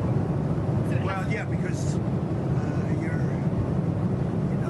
probably on a dangerous flight because of the sleaze bags that we have to deal with. He says it was so the troops could see the new one. Okay, but the Wall Street Journal is reporting tonight about a new Iranian plot to kill Donald Trump. And that tracks with what the New York Times said and why he switched planes. The Secret Service told Trump not to take the Qatari-gifted Air Force One home from Turkey. This plane was rushed into circulation because President Trump wanted to fly on a new Air Force One. His spokesperson issued a statement today saying that this plane, the new Air Force One, is perfectly great and totally up to the standards. But it's not. The big unknown here is whether or not this new Qatari-gifted jet has the same level of electronic countermeasures that the old Air Force Ones had. Well, who knows what the truth is, but the White House insists the new Air Force One does have top security features. But again, according to the Times, the older plane has been widely reported to be equipped with a system designed to blind an incoming anti-aircraft missile, along with chaff that could be deployed to mislead a missile and then force it off its course. Well, my first reaction to this is it's not great that the Secret Service, it looks like, is leaking sensitive details to the press, maybe to curry favor, warning, I don't know what it is. But the president, he's well aware of the risks he faces. I'm number one on the kill list for Iran. And he ain't lying. Now, they've done all kinds of things to stop him from being president. He and the other employees are going to go through the tabulators and take the seals off, which is breaking the law, and going to remove the memory cards from the tabulators and take them back to the computer where they're going to reprogram each and every one of them. Yeah, this is the reprogramming of the memory cards that they remembered 7 months after the fact, and only after we caught them doing this unauthorized testing did they disclose that. They didn't test any of the tabulators that were used at the 223 vote centers. There were 446, I believe. They tested 5 spares, right? Correct. We don't have a single date of October 11th in any of the slogs for every single tabulator on election day. So if it was used on October 11th, it would show the machine starting up and being initialized on the 11th.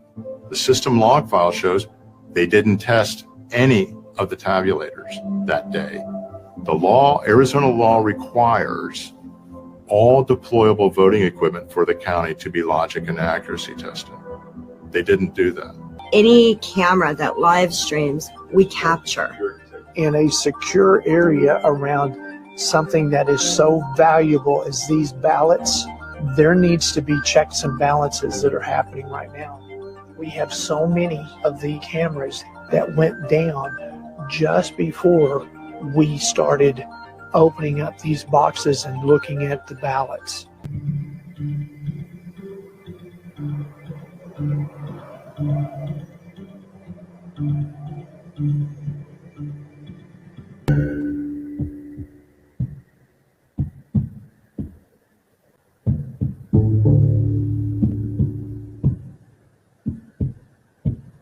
They didn't test any of the tabulators that were used in the vote centers.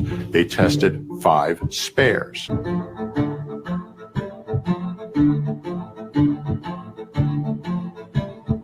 $260 of the 446 tabulators rejected ballots with the same error codes that arose on election day.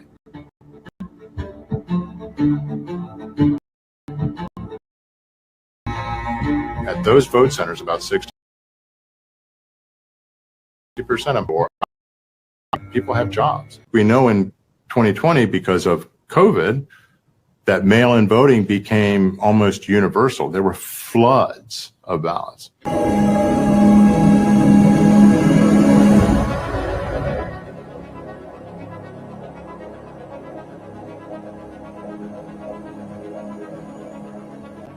There's a lot of testing that goes in before an election.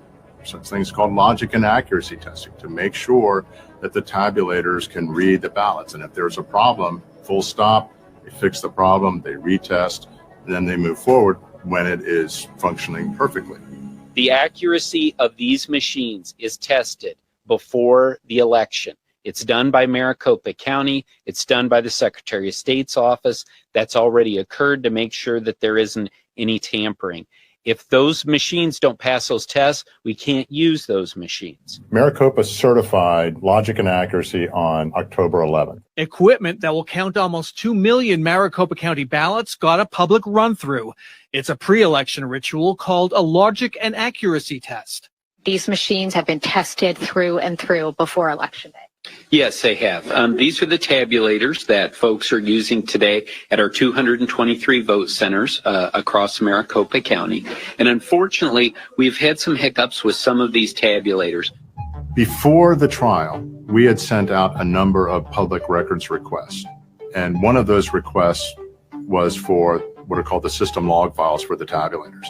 And those are the electronic log files that show every action by those tabulators. A system log file is exactly like a computer's diary. You write and record everything that happens. For example, in the tabulator. Hey, the tabulator was turned on. It's powered up. It goes through a self-check. Boom, boom, boom. These are all each log entries. You slide a ballot in, it says a ballot was inserted, it was accepted. All right, it gets the next ballot. It's a historical record, date and time stamped, right, of the system as it functions and works. And I think you were looking at the system log files and noticed a couple of things. I think one of which was they didn't test any of the tabulators that were used at the 223 vote centers. There were 446, I believe. They tested 5 spares, right? Correct. We don't have a single date of October 11th in any of the slogs for every single tabulator on election day. So if it was used on October 11th, it would show the machine starting up and being initialized on the 11th. The system log file shows they didn't test any of the tabulators that day. The law, Arizona law, requires all deployable voting equipment for the county to be logic and accuracy tested. They didn't do that.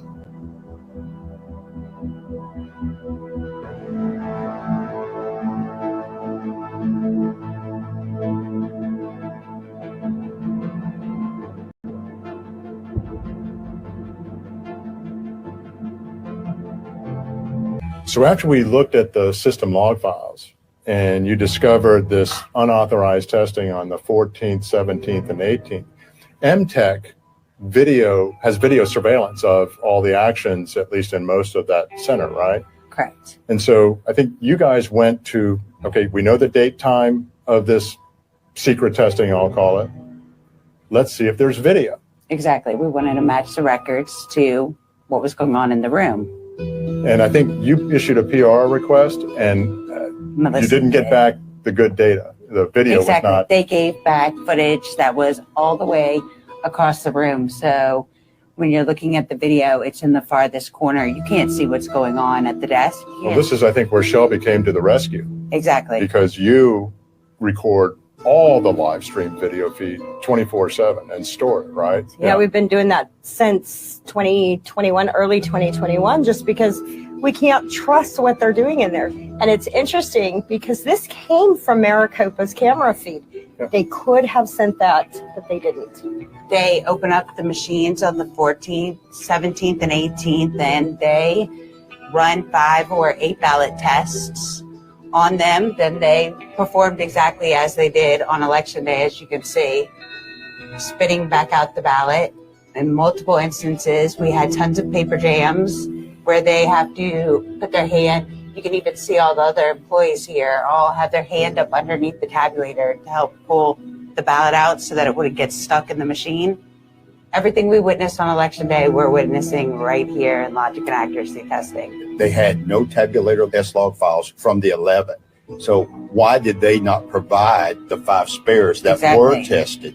So right now we're standing at 2 major issues with the LNA testing. And then you found on October 14th, 17th, and 18th that after certification that they cut the seals on those 446 tabulators. And this is from the 14th, 17th, and 18th, that time frame. He and the other employees are going to go through the tabulators and take the seals off, which is breaking the law, and going to remove the memory cards from the tabulators and take them back to the computer where they're going to reprogram each and every one of them. Yeah, this is the reprogramming of the memory cards that they remembered 7 months after the fact, and only after we caught them doing this unauthorized testing did they disclose that. When we looked through the files that y'all received, they didn't have any of the seals recorded after this happened. And this isn't a small matter. I mean, we're talking about these machines, how they're programmed to read the ballots. And I think that we have seen the system log files. Weren't there warnings that are showing up from the 14th, 17th, and 18th? Yes. I think it was wrong MBS settings. What was that again? The machine behavioral settings, which is a major thing because that's how the hardware, the actual mechanics of the systems evaluates the ballot as it comes through. You mean how it reads the ballot? Yes. If there's an error there, you could have vote cast for one person go to another person. It's because the machine's just reading it as what it thinks it's supposed to be. And I think we looked at these log files after we saw that warning, and there wasn't any evidence in the log files that was fixed. was it? No, there's no evidence it was fixed. And they also have an issue with the database version being different. Files that get loaded on these compact flash, right? These memory sticks. And when they get loaded on, that's how the machine knows to run it for what election, where if the mark's here, this is who it's voted for, and that's how it records everything in the database. All those version numbers are supposed to match. If they don't, there's an issue. So how could it have been approved software if you get those errors? It didn't match. Yeah, it didn't match. Once that security seal's put on and LNA testing's been concluded, that seal stays on until the end of the election, unless there's some continuity of operation issue and you've got to recover from a tabulator going down or something like that. But then to remove the seals, not to put new seals on them, you just reprogram systems and you didn't even test them. The whole purpose of that security seal is to say, hey, I'm configured, I'm set properly, the seal's removed. How do you know how many times they've been accessed? The fact that there's no seal on it, so that there's no Security, means of determining if somebody did access some factor unknown to Maricopa could have, and Maricopa wouldn't know it because they weren't tracking that. Doesn't that mean that this logic and accuracy testing that they publicly announced, that they conducted on October 11th with all these observers,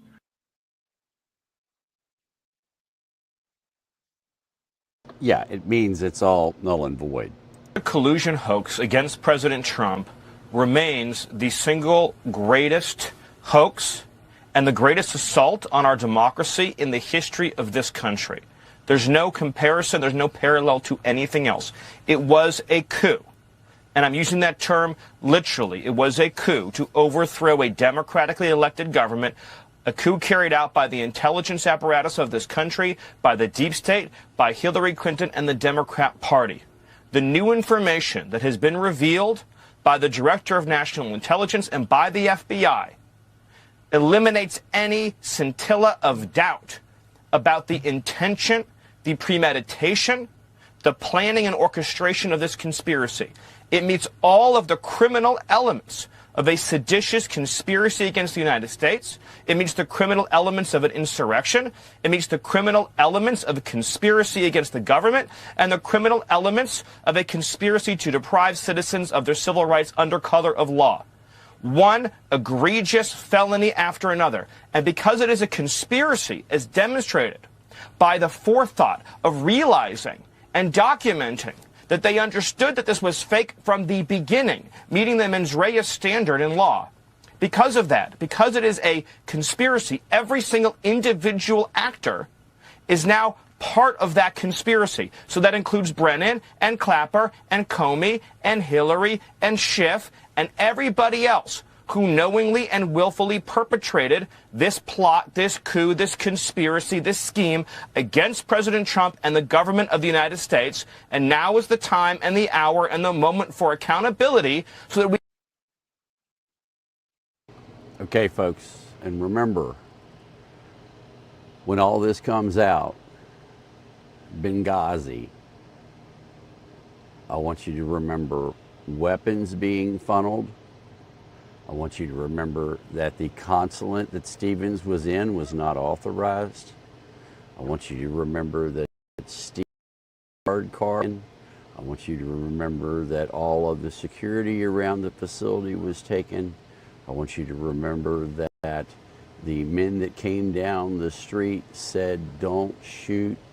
I can't remember the guy's name. Somebody sent us. I want you to remember that was the Blind Sheiks Battalion that carried this out.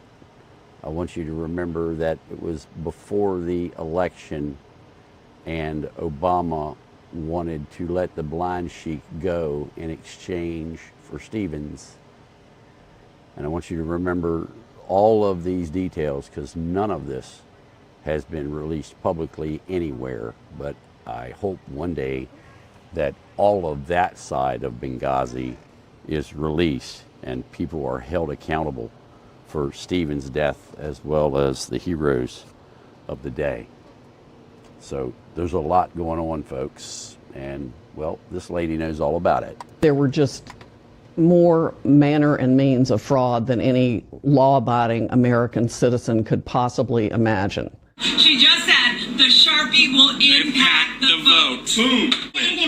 That's why you're doing it. The point is that the Sharpies don't, I mean, they did matter for a long time. For like a long time we had to say no to Sharpies because the bleed-through would impact the vote. You just... The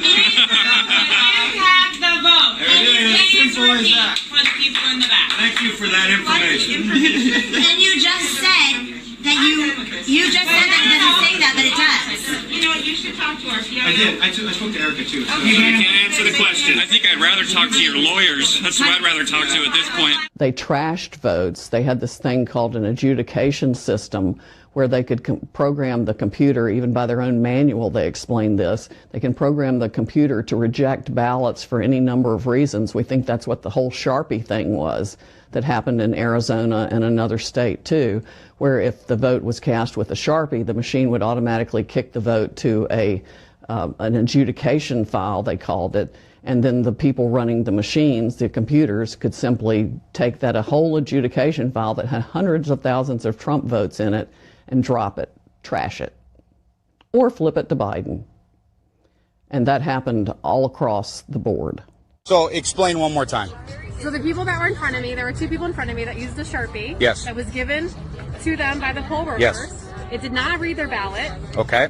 And they slid it in there twice. I used a pen. Yep. Took their Sharpie and threw it away. And it read your ballot. And it read my ballot. And it read your ballot. And it read my So ballot. what they're doing is they're telling people to use the Sharpies. That way, Yes. those votes aren't counted. Yes. That's exactly what's happening. So there was other people that were in there voting with their pens, and they literally went around and they were yanking pens out of their hands. Yes, they tried to do that to me, and I took their Sharpie and I hid it because then they said, look for all the Sharpies that are not being used and take the Sharpies back. They had a bowl of pens behind them that they were not giving to people and only giving Sharpies out. There we go. So the ones with the Sharpies are not being read at all. No. No. None of those ballots are being read. Of course not. So that's and so they're doing it because they're trying to skew all of the votes in Yeah, there. and they That's didn't, exactly and they what's didn't going try on. to even slide it more than one time. They immediately took it and slid it in the front, like not even tried a second time. They just Correct. ran it through and slid it in the front, and I was like, wait a That's what they did with yours? Yep, and I just went with the Sharpie, voted Trump, and she just slid it in, and that was it. But they're not counting. They're not counting the ones with the Sharpies. And so they're forcing people to use the Sharpies, and those votes aren't being counted. Right. That's what's going on. Right. And then I posted it on my Facebook group chat in my neighborhood. They said they did it at the Queen Creek Library. They did it at ASU Polytech earlier. That like 4 different polling places were doing Sharpies, all in like between Queen Creek and like the edge of Gilbert. Yep. And those ones are not being counted. Yeah. They're invalid. Yeah. I mean, Yes. like I have proof. So they're invalidating votes is what they're doing. Yes. Yeah. Yes. Like that's how I it took a feels like. picture of my Okay. ballot. And then there was a guy that directly came out and yelled at me 3 times. They both came out. Oh no, they called the sheriffs You and guys said stop. that and told us to stop handing out the ballpoint pens, in which case those are the only ones that are actually being Yeah. counted and validated. I used your pen and then I Yeah. put it back when I And said, they're- give this to somebody. 'cause Yes, yes. And so we know that, and we've been telling them you need to use a ballpoint pen, not the Sharpie, and now those are getting invalidated. Yeah. So people are coming here to vote for Donald Trump, and those votes are all getting invalidated. That's what's going on. We'll get to the bottom of it. Use a black ballpoint pen. These are the votes you can toss and we'll never even know it. That's why you're doing The it. point is that the Sharpies don't, I mean, they did matter for a long time. For like a long time we had to say no to Sharpies because the bleed-through would impact the vote. you just- The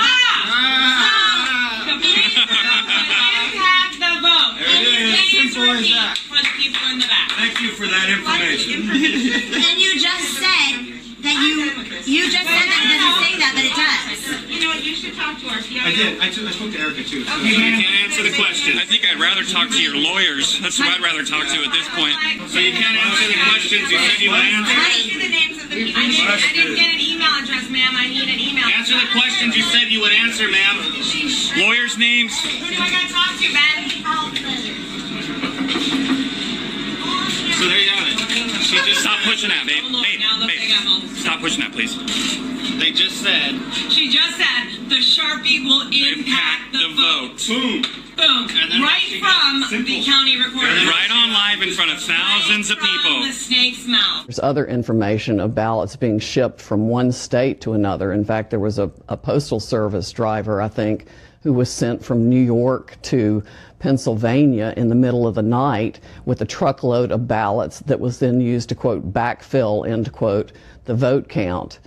This evidence demonstrates, and it's through eyewitness testimony that's been corroborated by others through their eyewitness statements, that 130,000 to 280,000 completed ballots for the 2020 general election were shipped from Bethpage, New York to Lancaster, Pennsylvania, where those ballots and the trailer in which they were shipped disappeared.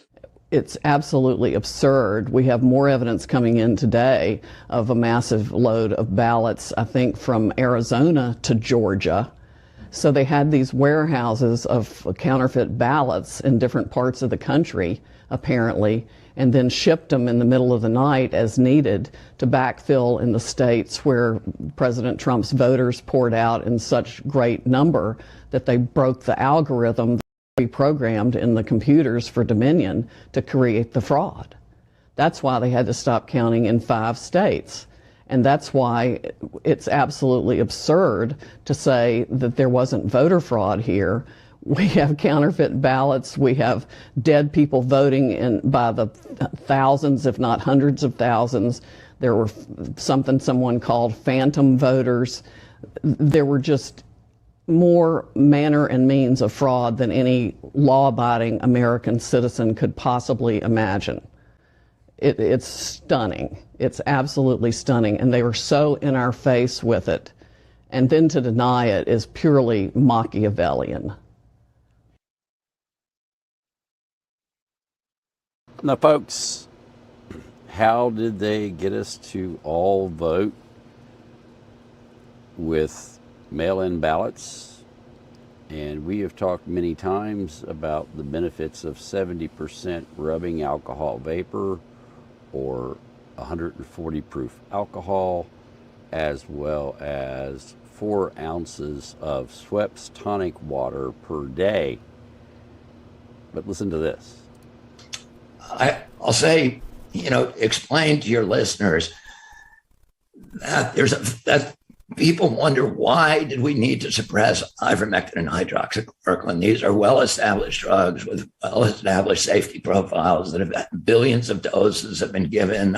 Ivermectin is a human drug. It also works on horses, but it won the Nobel Prize because it works so well on human beings. Mm-hmm. Tony Fauci's problem is this.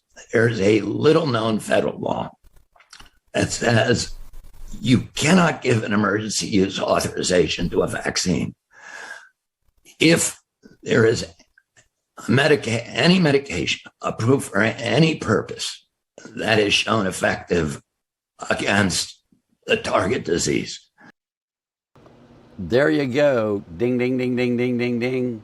Why did they close bars? Because bars sell alcohol with 140% or 140% by volume. Also, bars sell Schweppes tonic water.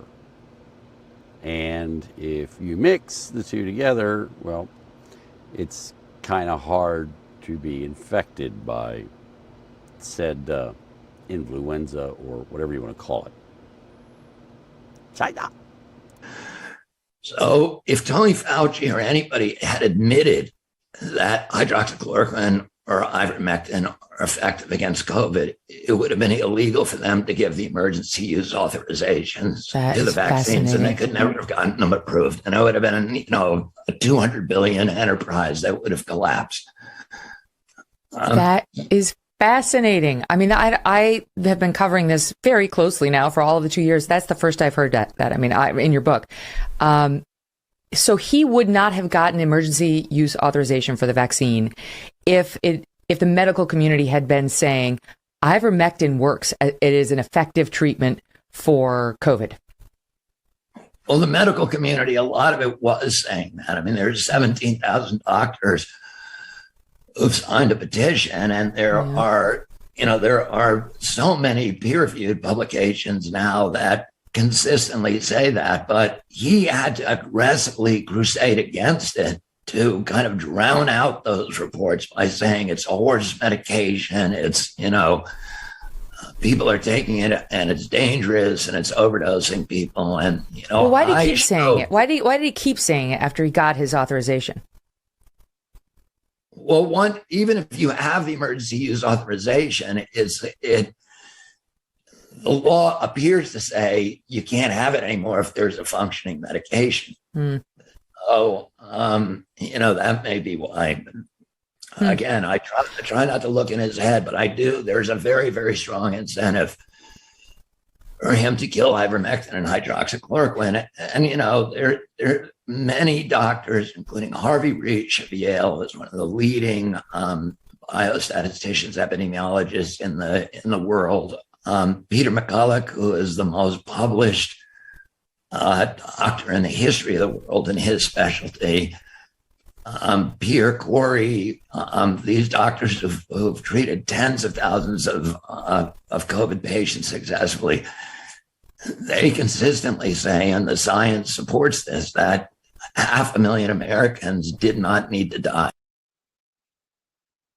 And all of you guys need to be sharing this out, giving this a thumbs up, hyping it, creating a watch list and adding it to it. This is the information that you won't get anywhere else. That's why platforms like this and others, well, they don't want to give us what we're worth, and they want to change the numbers, how shall we say.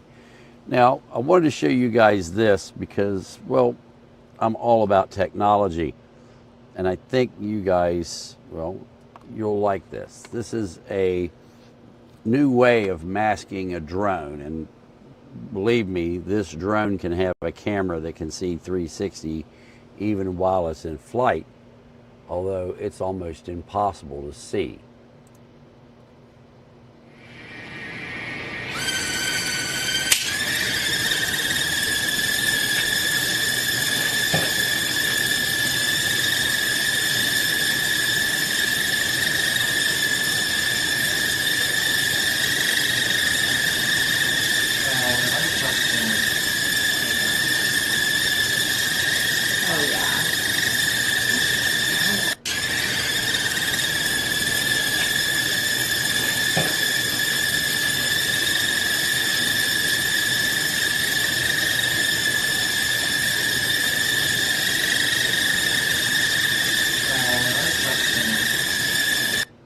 So imagine if this is in front of a cloud or even a blue sky for that matter.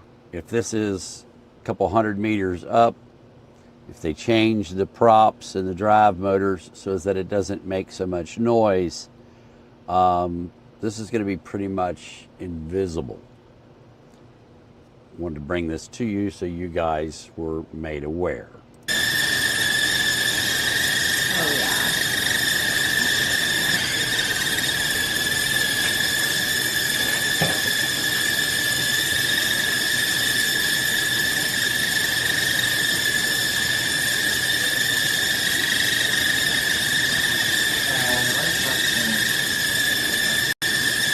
So talk about cloaking.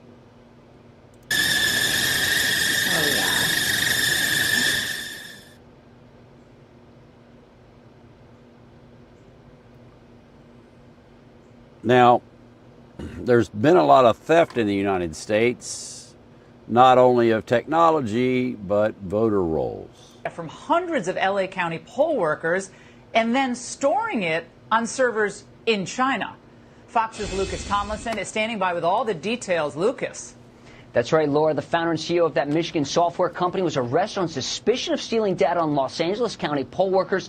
Prosecutors in L.A. said they found some of the company's data stored on servers in China. Now, here's the backstory, Laura. The Connect company based in East Lansing won a 5-year, $2.9 million contract with L.A. County for software to track election worker schedules, training, payroll, and communications. On Monday, the New York Times reported the company had been the target of so-called election deniers and reported, quote, using threadbare evidence or none at all, the group suggested that a small American election software company, Konnech, had secret ties to the Chinese Communist Party and had given the Chinese government backdoor access to personal data of about 2 million poll workers in the United States. The company denied the exact accusations. The New York Times reported the company claimed all the data for its American customers were stored on secure servers in the United States and that it had no ties to the Chinese government. However, just one day later, the CEO of the company, Eugene Yu, as you see here, was arrested by LA County officials in connection with the possible theft of personal information about the poll workers. The New York Times has updated its story since then, saying the arrest was, quote, prosecutors in Los Angeles who brought the charge against Mr. Yu said that they had found some company data stored on servers in China. Konnech says Mr. Yu has been the subject of, quote, wrongful detention and all the data was not, quote, stolen as suggested, Laura.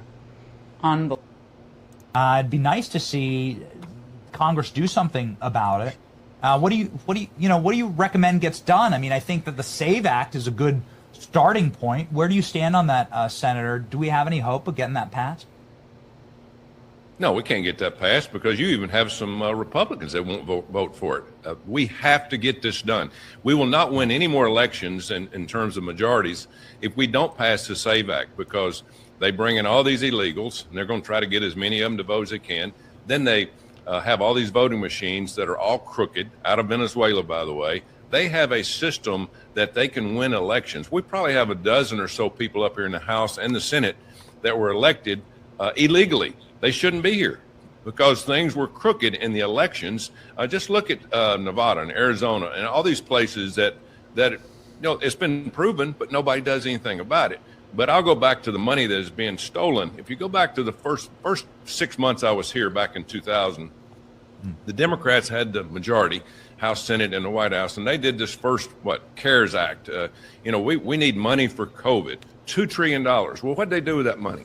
They sent it to all the blue states to pay off their debts because they had stolen so much money, they could not function. And we're talking about 30-40 billion for California, 30-40 billion for New York, same thing for Chicago, the cities. I mean, it is a disaster. Folks, you are being stolen blind. Open your eyes. Don't listen to these people that want to bring this country to a communist country, because that's where we're headed. If we don't get to the bottom of this this nonsense of being able to steal something and nothing happens. Watermark ballots in over 12 states have been part of a huge Trump and military white hat sting operation. And Biden crime family and ballot fraud co-conspirators, elected officials, bureaucrats, social media censorship mongers, fake stream media reporters, etc., are being arrested and detained for ballot fraud right now and over coming days, and will be living in barges off Gitmo, face military tribunals for sedition. Molly, watermark ballots in over 12 states have been part of a huge... Were there counterfeit ballots? 6 affidavits. Now, we had 4, now it's 6. 6 affidavits of veteran election officials are alleging that up to 30,000 of these 147 ballots are fake. Somebody printed them up on a machine and ran them through the vote counting machines. They're not real. They're not attached to anybody. They have 4 pieces of evidence for this. None of these are going away. None of these can be explained. Number one, they're on different paper. What kind of paper are they on? Why isn't the same paper that everything else is on? Number 2, they're not folded. Well, what do you mean they're not folded? In order to get an absentee ballot, you have to get it in the mail, which means that the Department of Elections in Georgia machine folded the ballot. You can't have a ballot in an envelope that you mail back or Dropbox back that's not folded. You either got it folded or you sent it back folded, or both with an envelope. So why aren't they folded? Number 3, you've got the same exact bubble mark on the ballot, the same one for upwards of 30,000 of these ballots. 97% of them voting for Joe Biden, 97% voting for John Ossoff. And the 4th thing is the affidavits say that these the bubble marks are not made by an ink pen or a pencil, that they're made by a machine. These are the things that they're going to look at. Now, they did an analysis batch of 950 military ballots. 950. I want you to grasp what the findings are. And this is a matter of public record. Nobody made this up. Out of a batch of 950 military mail-in ballots, Joe Biden got 950 votes, Trump 0. That's 100%. That is virtually impossible to have happen. Not only that, they were in sequential order. That's also impossible. That means that every ballot that came in the mail is somehow in exact sequential order. How is that possible? Yeah, how is that possible? There's a lot of things that were impossible. That's what we're covering here today. Hit that thumbs up, share this out, folks. Very few places you will ever go and get the honesty that you get here. Real news, real time, no BS. There was one very chilling comment by an FBI agent who bragged about running a shadow government, okay? A shadow government, basically to keep key intelligence off the desk of the president. And what's interesting is the left saying, well, we were actually in control of those agencies at the time, but the problem we always have with the deep state, which is exactly what it is that when you come in and have politicals in charge, you have people who are career bureaucrats underneath who really cause, they have a lot of power to keep things from you and to do things they shouldn't do. So that's number two. That should be deeply of the aisle. There was one very chilling comment. There's a lot of them. Even shows that China has signed a data exploitation unit specifically to this new project. Compounding the travesty, the second set of documents we are releasing reveals that members of the deep state, very, very famous group of people, in many cases, in our intelligence agency work to actively suppress and downplay information about the extent of China's sinister election meddling, covering it up from both the president and the American people like nobody thought was possible. U.S. spy agencies began learning about the compromise of voter registration files in 2020 when they discovered that tens of millions of voter data, think of that, tens of millions of voters' data in 18 states have been bought, stolen, or hacked by China. Yet those responsible for sounding the alarm instead kept the information secret and hidden. They did not disclose to me as president or to anyone else, and to the best of our knowledge, they did not inform Congress. In fact, all they kept saying is, this is the most secure election in the history of our country. A standard, very pat line that was divvied out to say the cover-up of this colossal security breach is even more disturbing in light of the addition. I heard you say today Dominion, the software, was actually designed to be hacked. And I'm looking at one of the agreements they had with the county of Santa Clara on this is a contract between them and Dominion. Item 226 allows staff to adjust tally based on review of scanned ballot images. Look, you're the lawyer. I'm no tech expert, but that sounds very, very funky to me. And worse than that, it had a back door so it could be manipulated by anyone who could access it through that back door. And that was a deliberate feature. The affidavit of the young military officer we provided yesterday to the public explains how it was created for that very purpose. So Hugo Chavez would never lose another election. And he did not after that software was created. He won every single election, and then they exported it to Argentina and other countries in South America, and then they brought it here. And it's a foreign company, no matter how you look at it. So they've already violated the president's order against foreign interference in our elections. Our votes were actually eventually counted in Barcelona, Spain, or Frankfurt, Germany, on foreign servers. It's absolutely stunning. And what's really stunning is the effort that is being mounted against getting the truth out on this. But you have to realize that every tech company, every media company, every social media company, scads of globalist corporations have been doing business in countries with these dictators that have been installed through this rigged election system for decades. The corruption is actually worldwide. It is going to upset a countless number of elections across this country and around the world. All right. But we need to do that to get rid of the corruption. Biden had high hopes late in the game of flipping this election, but we shall see. Is Georgia, and that state's Secretary of State Brad Raffensperger is with us now. Mr. Secretary, good morning on a busy morning. I guess the big question is, Hoda? Yeah, we want to know, when are we going to get your votes? When are we going to find out who's won your state? Well, we have about 2% left to go. We had great success yesterday. We had 4.7 million voters that voted. Record breaker for us, beats the 4.1 in 2016. We also had average wait time of only 2 minutes, statewide average.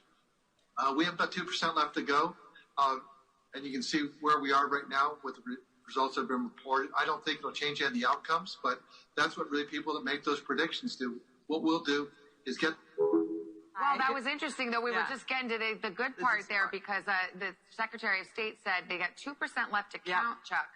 But he did not think it would change the outcome. That's interesting. But then he deferred to the prognosticators, which I think is over to you. Look, I can just tell you what our models say and where those counties are. They are heavily Democratic counties, and it's the Atlanta numbers. So it is going to shrink. Perhaps, if I were an arbiter of an election result, I wouldn't want to be the one saying, yes, and when we count the vote, it'll change the result. I think his job is to be the umpire. Well, let's ask Mr. Secretary. Can you hear me now? You just were saying something. I'm getting phone bombed or something. Oh, okay. Well, fair. You're a busy guy. You're probably all your friends wanting to know the same thing we want to know, which is when is Georgia going to report its results? But you said something interesting, sir. You said 2% left to count. You didn't think, however, that it would be changing the outcome. Right. Is that based on your analysis of where those votes are outstanding, or are you just guessing it because of the fact that it's only 2%? We don't guess. What we do is report. We just see where the candidates are right now in both presidential, congressional, senatorial. And you look at how many votes are out there. Even if one of the candidates got 100%, it probably wouldn't be enough to move it one way or the other. Gotcha. But it is what it is. We'll just wait till everything's done. The county's working diligently to get that done today. I lived through it, and the media came at me then, too. That just shows you that when you're over the target, you keep pummeling the target because the media's going to try and pummel you.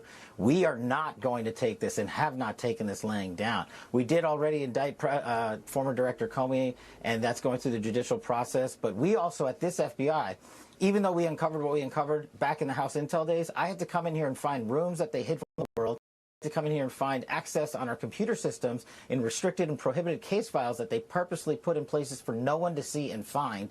We have found all this information. We are working with our Department of Justice partners, and I am never going to let this go because they not only have personally attacked the presidency of the United States and President Trump, but they tried to thwart our elections and rig the entire system. And that is not something that is going to stop on. That is not something I'm going to allow on my watch. But you just have to remember, they built this disease temple over 20 and 30 years.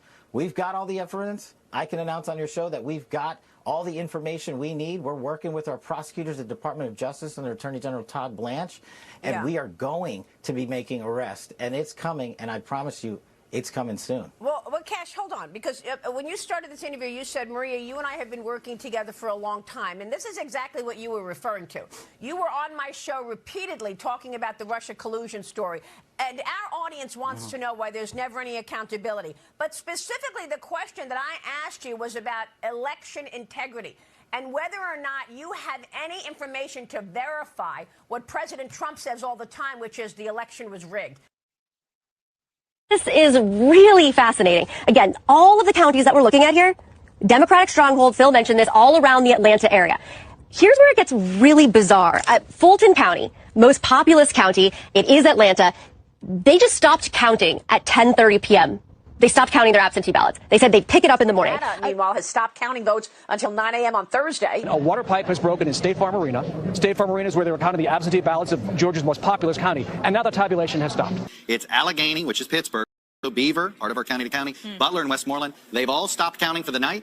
They've gone to bed. They begin the process at 10 o'clock tomorrow morning. Good morning, Heather. They did have to press pause overnight. They will be back in a few short hours, expected to resume counting around 8:30 this morning. Fulton County is now going to stop counting at 10:30 p.m.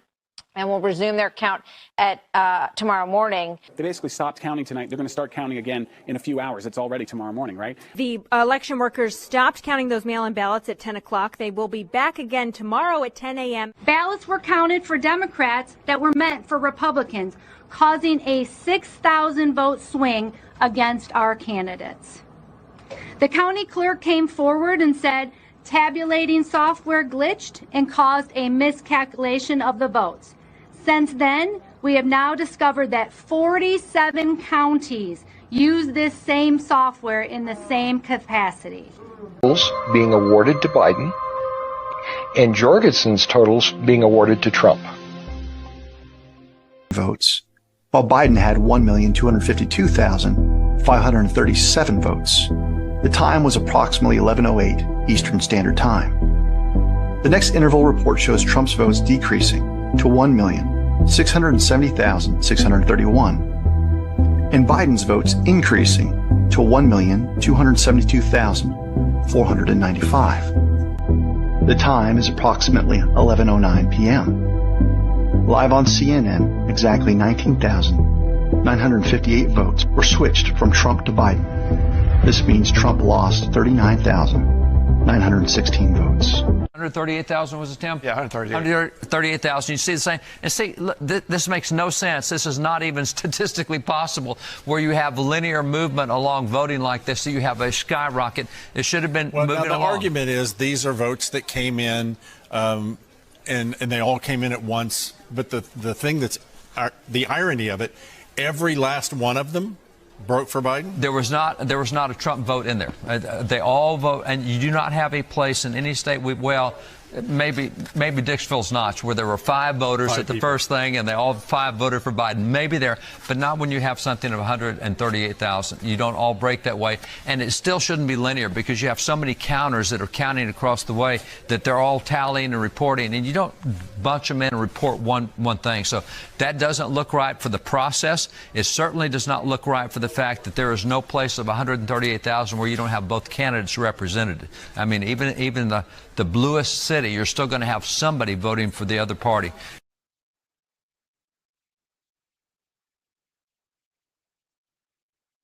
Executive order on reforms to the federal workforce, sir. Currently, with respect to many policy-making positions in the departments and agencies across government, yes, China began in 2020 by buying data commercially available. That has a small amount of data fields. That wasn't enough. So then they began to steal and hack. By 2022, they didn't buy it anymore. They put what is known as a CNE, data exploitation team. That team doesn't buy things. It goes out and hacks and cyber intrudes their way into data. And what you see in the NSA data are the voter files that by 2023 total 220 million. They include fields that only could come from penetrated state databases or their vendors. And I think a lot of the vendors may have been the weak spot. But that whole they bought it story, stick it in the same circular file that you put Russia collusion and the Hunter Biden laptop, Russia disinformation letter, just put it in that file, never to be bothered with again. There is zero doubt that the NSA believed that our voting databases were hacked and stolen, not just bought. Mark Warner, pay attention. Yes, China began in 2020 by buying data commercially available. U.S. election, as you point out, you're not an American citizen. You're an Australian. You know, you're clearly not rooting for Hillary, but are you rooting for Trump? No. I mean, if we have good information on Trump, we publish that. If we have good information on Hillary, the Democrats, we publish that. It is a bit concerning, the allegations that by the Clinton campaign that everyone is a Russian agent are really disturbing. Why is that? Well, because bizarrely, Hillary Clinton, the Democrat, has positioned herself now to be the security candidate. She's powered up with the neocons responsible for the Iraq War, and she's grabbed on to this kind of neo-McCarthyist hysteria about Russia and is using that to demonize the Trump campaign. The Trump campaign has all sorts of things wrong with it, but as far as we can see, being Russian agents is not one of them. Some people have asked us, when will you release information on Donald Trump? And of course, we're very interested in all countries to reveal the truth about different candidates so people can understand. But it's really hard for us to release anything worse than what comes out of Donald Trump's mouth every second day. I mean, it's part of his charismatic appeal that he speaks off the cuff. We have lots of phrases that involve two words, the second of which is day. Labor Day, Memorial Day, George Washington's birthday, Independence Day, birthday, and election day. And they're all particular days. So if we start with that, if I have nothing more to look at than the phrase election day, I think this is the day in which everything is going to take place, or almost everything. And then we have 3 points in time, 1844, 1872, 1914. And we can ask, what would people have thought on those days is meant by this phrase, election day? Which of those should we choose? Which of those dates should we choose? Well, I think you could choose any of the three. I mean, honestly, I think the single best one, if you're just going to choose one, is 1872. And the reason I say that is because 1914 is the latest in time, but that's the one that Congress gave the least thought to. President Trump is correct when he said that election security is national security. And one of the greatest privileges I have is being Secretary of the Department of Homeland, and part of that is that we secure our elections. It surprised me when we first started getting in and digging into the elections, and this isn't about rehashing the 2020 election. This is just exposing what took place and to make sure it never happens again. And there's some really easy steps that can be taken to secure our elections. And it shouldn't be a partisan issue. This should be something that every American, regardless if you're a Republican, you're a Democrat, you're an independent, you're a libertarian, regardless if you live in a blue state or you live in a red state, everybody should know that their vote counts. And we have individuals that are voting that shouldn't be. It cancels out someone that should be. So I want to go through some things in a little bit more depth than what we were able to expose last night, because President Trump, he hit the highlights, and those should be scary for everybody. What we're going to do is dig in just a little bit deeper, and then we'll take some of your questions. So first of all, Department of Homeland Security, we've identified 250,000 non-citizens registered to vote in just 4 states. Mind you, we have 46 other states. And just 4 states, we've identified 250,000 non-citizens registered to vote in California, and Pennsylvania, New Jersey, and Nevada. We also worked with proactive states to identify 28,000 non-citizens on their voter rolls, plus 400,000 individuals that are still registered to vote that are deceased. Now, these 23 states, they proactively worked with us on the SAVE program. That's Georgia, Ohio, Tennessee, Texas, North Carolina, Idaho, Alabama, Missouri, Louisiana, Kansas, Arkansas, Wyoming, Montana, Iowa, Florida, South Dakota, Indiana, Arizona, South Carolina, Utah, Nebraska, Michigan, and my great home state of Oklahoma. What's interesting to me is we're getting pushback from activist judges that are saying that, hold on, the SAVE Act or the SAVE program, they are trying to put a stop to.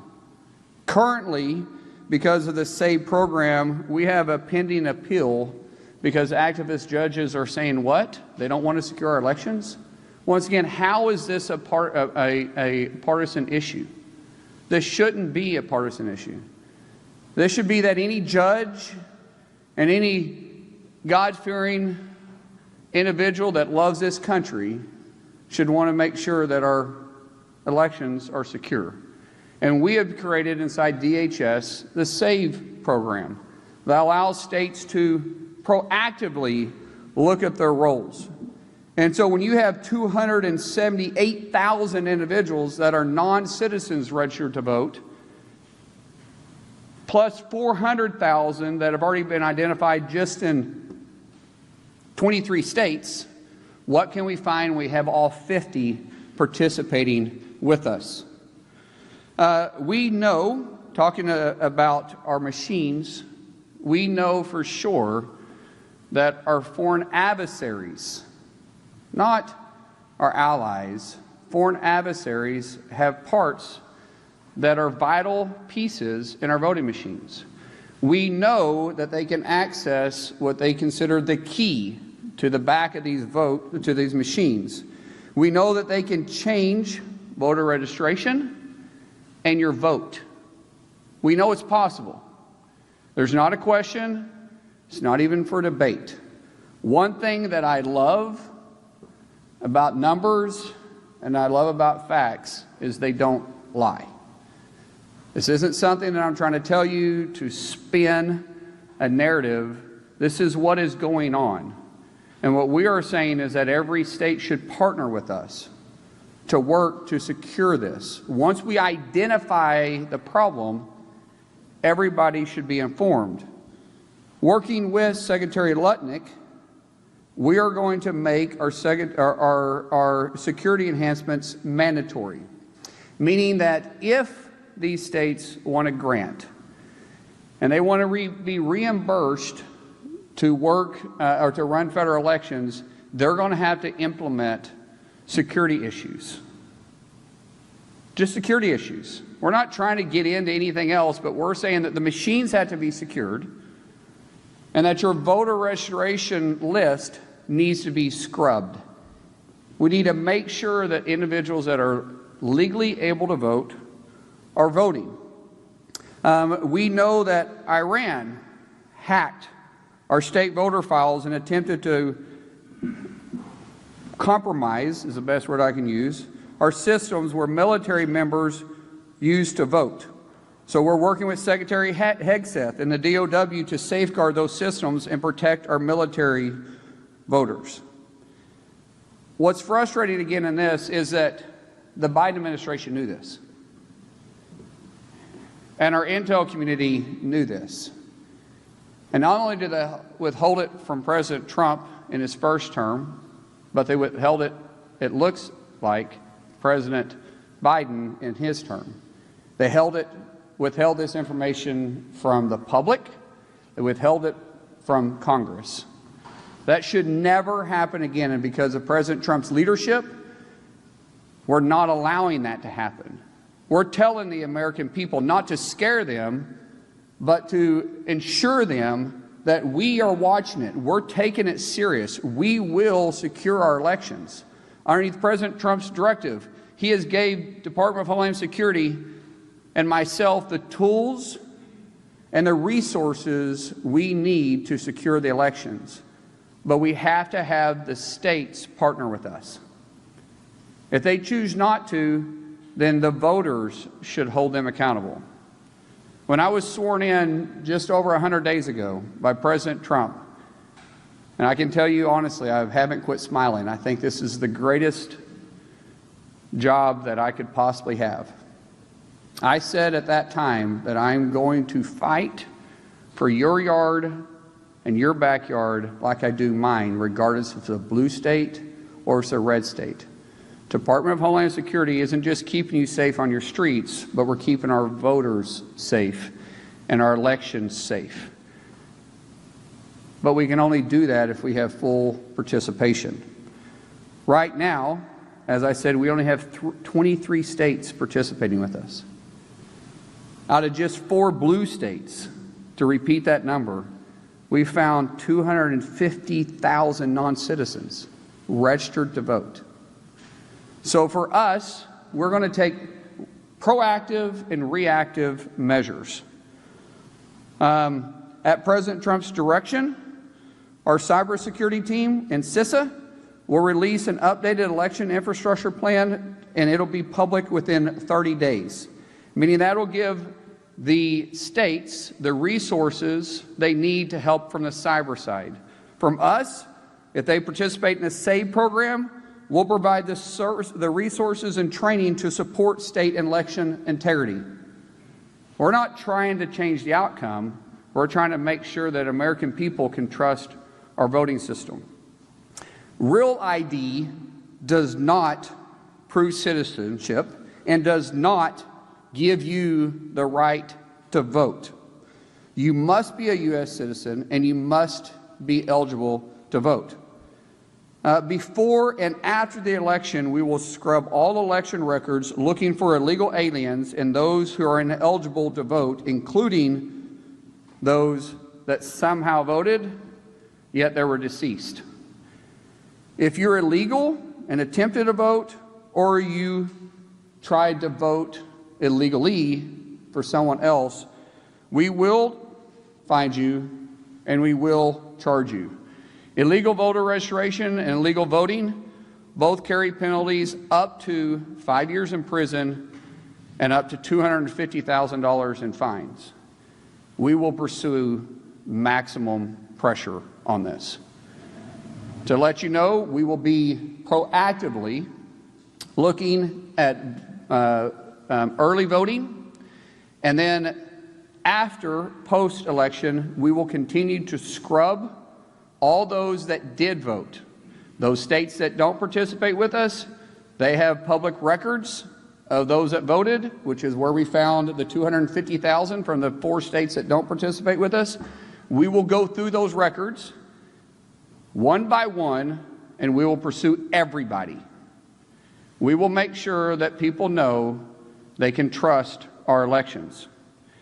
If states want the grant funding, to recap, they must secure the elections. I want to thank President Trump's proactive approach to this. He has put together a remarkable team that not only is informing the public about what's going on, but we're also informing Congress, we're informing our states, and we're going to secure elections. States must be aware of the real threats for voter registration and the system breaches. And I do want to reemphasize the system breaches. Our machines are vulnerable. There are steps that can be made right now that can secure those. I would ask not just the public, but the media. That question should be asked of blue states, because we have red states participating with us. We have some red states that aren't. Every state that's not participating with us should be asked the hard question, why not? What are you afraid of? If they're not willing to do it, it should raise serious questions. It's not that hard. This isn't a partisan issue. So in conclusion, to recap, under President Trump's leadership, DHS is well prepared to support all states, red states, blue states, and local election officials ahead of the midterms. States must do their part to secure our election systems, and we stand by to help. If you are an illegal or you're voting illegally, we will hunt you down, we will find you, and we will prosecute you. The American people must have confidence in our elections. Election security is not a partisan issue, and Homeland Security, we're here to support everybody. The American people, the states, even the media, to get access and the information they need to hold the states accountable. So with that, I'll open up for questions. Yes, ma'am.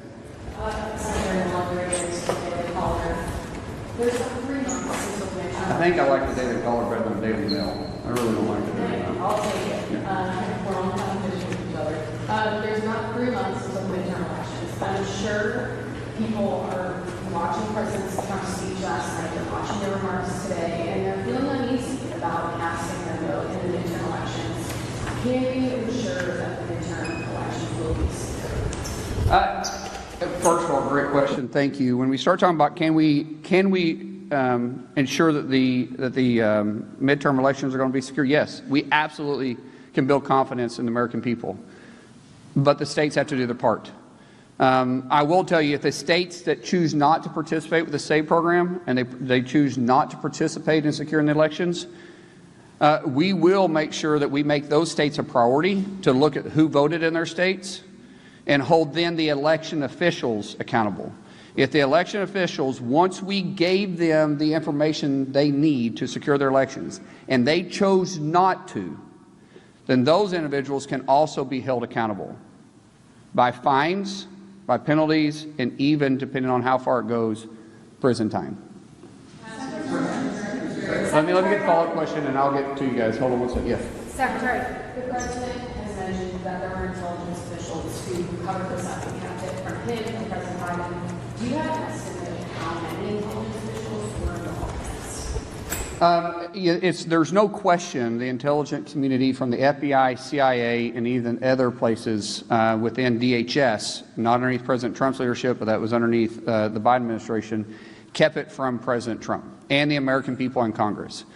We are currently going through those lists. We will hold each one of them accountable. Some people aren't here. Some people are no longer in the agencies. Those that are, we will be held accountable. Those that abused their role in this will definitely be held accountable, because there is no excuse. If you purposely disobeyed the law and you purposely went around statute, then you have an accountability. You have a legal reason to be held accountable. Yes, sir.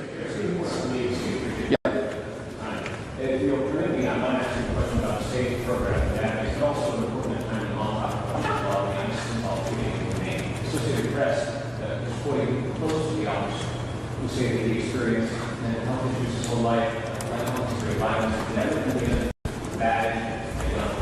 What do you say, sir, to those Americans who are concerned that rape is Sir, I have not heard that at all. But we understand that it's being investigated, and we'll allow the investigation to go through. That's all I'm going to say about that. Yes. Hi, thank you so much. Yes. Kara Castronova from I got back here in the back. Thank you guys. Kara Castronova from Lindsay TV. Thank you so much for doing this briefing today. Is there any analysis on what went wrong with CISA in 2020 and the premature analysis that it was the most safe and secure election? It's now being revealed that obviously it was not. Will Chris Krebs or anybody that was involved in that premature analysis be held accountable? Everybody that purposely misled the American people, abused their power and their authority, and decided not to continue doing their job will be held accountable. What does that accountability look like? I don't know. Is it criminal? We'll pursue criminal charges. If it is not criminal, we'll make sure you never work for the federal government again, and you never have the ability to have a clearance again. Yes, right here. I will look this way next, I promise. Some of your numbers, we have 278,000 non-citizens going voter rolls. Any indication of how many people actually voted, or the 400,000 that are actually deceased? Any indication, total number of people that did vote, and what is your ballpark for how many of these people are actually voted? So those that we've identified, the 278,000 non-citizens and the 400,000 deceased, we are now going through that record. We're standing up a department in DHS. Heather Honey, who is doing a great job exposing all this and working with the team together. Joe Edlow with USCIS and other teams. We are going through these files one by one. And one, identifying the individual. Two, did they vote? And three, where did they vote at? That's a hard, it's easy with states that participate. So the 28,000 that we identified with the 23 states that are working with us, that system can be very easily exposed, all 28,000. The problem is an activist judges now have put a hold on it, and so we're pending the case. Once it's turned back on, we'll be able to move fast. The 400,000 or the 250,000 in the just four of the blue states, meaning what were the states? So I got it right. California, Pennsylvania, New Jersey, and Nevada. Those are going to be a little bit tougher because we're going to file paperwork for FOIA, even us, to try to get that information from the states. But we will, I don't care how long it takes, we will go by this one by one, and everybody that did vote illegally, we will prosecute. We'll bring up for prosecution. Yes. Thank you, sir. Mary Margaret, the Daily Wire. I have 2 questions for you. By the way, it's very smart wearing a red dress because you catch everybody's eyes with our clothes. Same thing with the, what color shirt is that? Peach? Orange? I don't think that's orange. That's peach. That's definitely peach. My first question for you is, given that left-wing lawmakers like CBS has already suggested that the president's entire speech last night was discredited, it seems likely that blue states will not participate in your efforts. So how do you plan to respond to that? And then on my second question, on the traffic stops, did the president know about that decision before you made it, and at what point did you learn about it? Yeah, so first, let's talk about the major networks not willing to carry the President of the United States address to the nation on election security. How shameful is that? I think it was ABC, NBC, and I don't know if CBS, did CBS carry it? Anybody? CBS carried it? So ABC and NBC not carrying that? Why? What are they trying to cover up? Why wouldn't they want to inform the American people? Why are they calling themselves a news outlet if they're not actually trying to put the news out there? We wasn't giving spin on the election. The president wasn't trying to relitigate what happened in 2020, although he definitely could at this point. The president was giving facts, what we have exposed, what the Biden administration covered up, what the intelligence community held from the American people, Congress, and the executive branch, and we're putting it out there. And yet, 2 major networks didn't want to cover it. I think the question really should say why.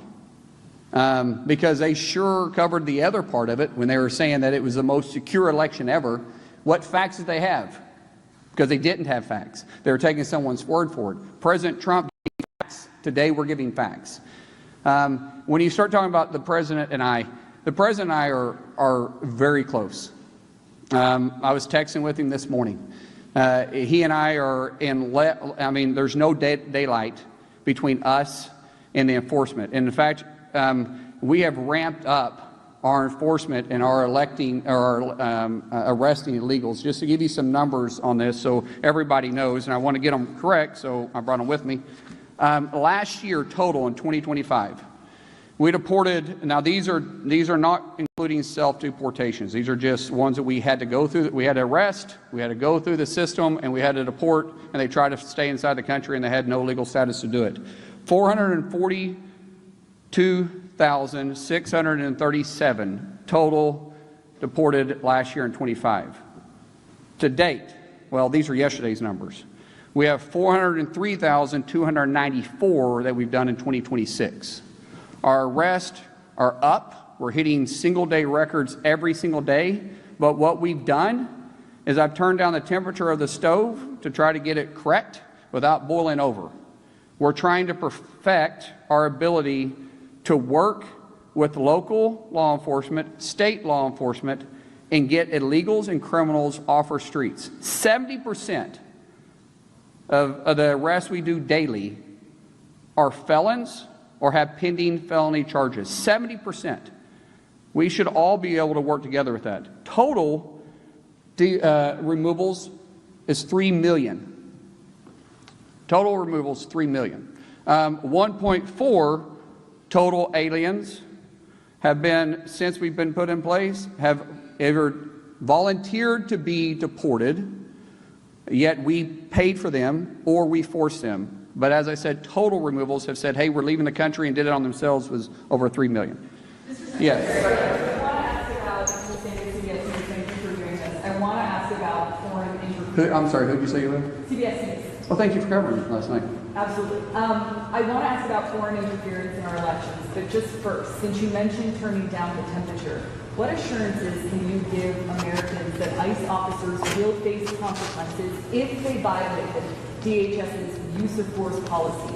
And who will make that determination? And can you commit now to making that determination public to the American? Let me clarify. When I say turn down the temperature, when I turn down the temperature with you guys, we're turning up the heat on the streets. We're out there working harder than we ever have because we've empowered our law enforcement to do their job. What I'm trying to do is remove us from the headlines every single day. But everybody will be held accountable. I don't pick and choose which laws I'm going to enforce. I enforce our nation's laws. That means I'll enforce it with our own agency, and I'll enforce it with the criminals on the streets. That's my assurance. Yes. Go ahead. And I saw you stand up. I'll get to you next. Go ahead. Could you speak more to how you're going to put pressure on the states to cooperate with you in this investigation? Yeah.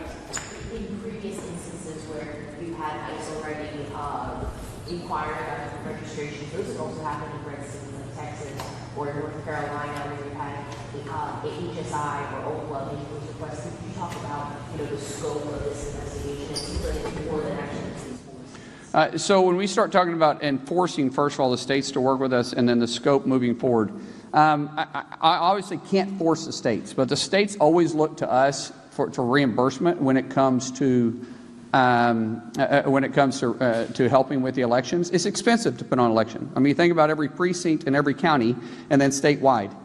We are not going to spend taxpayer dollars reimbursing a state that is refusing to secure their elections.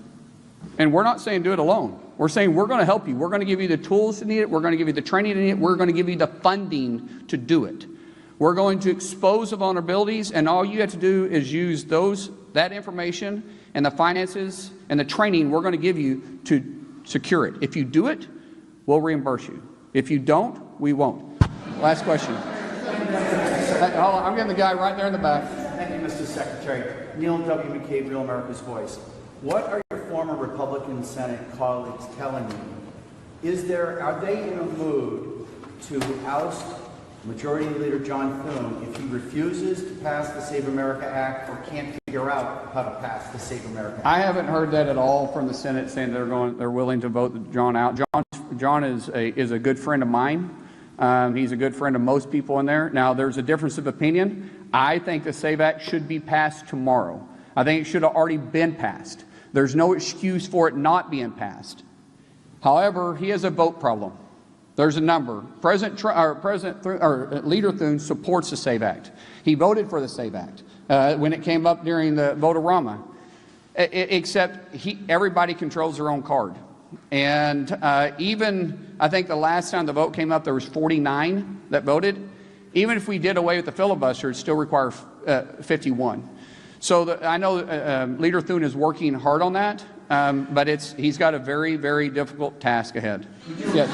Let me just get to, I'm sorry, I told this guy with a paper I'd get to him, and then this is the last question. I have to go. I'm so sorry. Yes.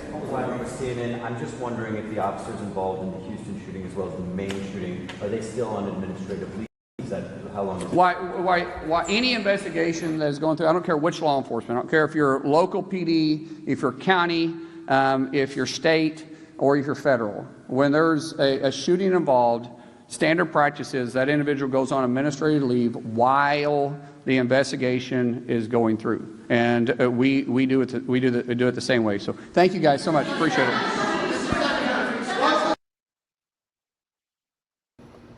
All right, folks. We're here to bring you the news, the truth, the whole truth, with no BS. And I live in a van down by the river.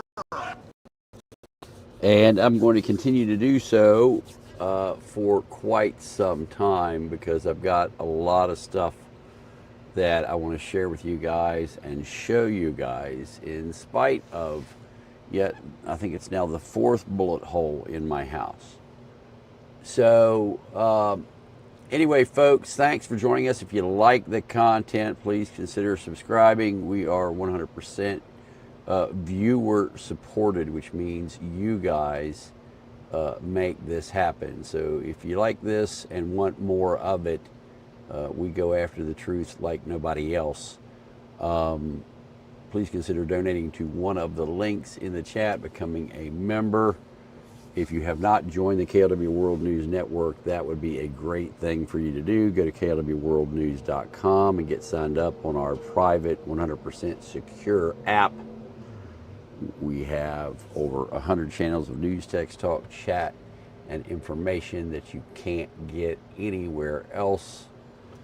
So go to klwworldnews.com and get signed up, VIP or above.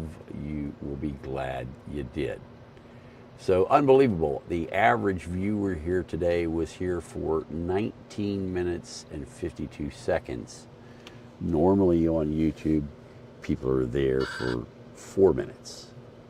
Number of viewers was only 1,885. I'm sure as soon as this video posts, that number will drop dramatically on this particular platform. Love how that happens. And just for confirmation of that, because, well, it's really important that people actually see the number. Here it is. Number of views, 1,886. View duration is 1953. 163 of you currently in here. Now, what I'm going to do is end this. Now, see, the number of views has jumped to 1,889. So what I want you guys to do is, as soon as this video ends, I want you to go back and see how many views it shows for you. Because remember, the magic number right now is 1,889. And I'm going to put that into the chat. And so, if you would, you know, we're going to get 1,900. We'll wait a moment here until it's 2,000. Okay, that'll be easy to do. The number is going to continue to rise.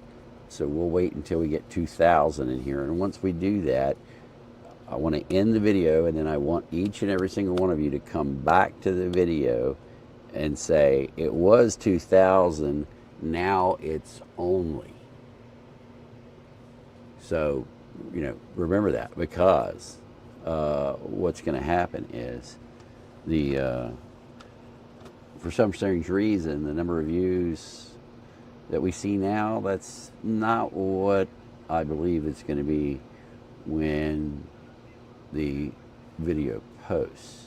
And I'm not real sure how that happens, that the number here is always, in some cases, much, much higher than the number that the video actually shows once it posts.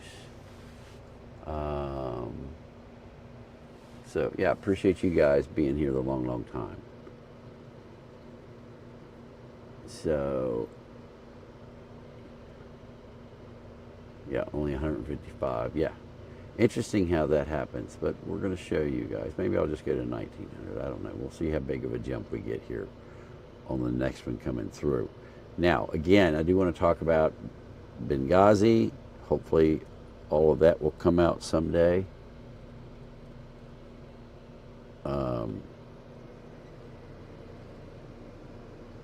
I don't know if you guys can hear that.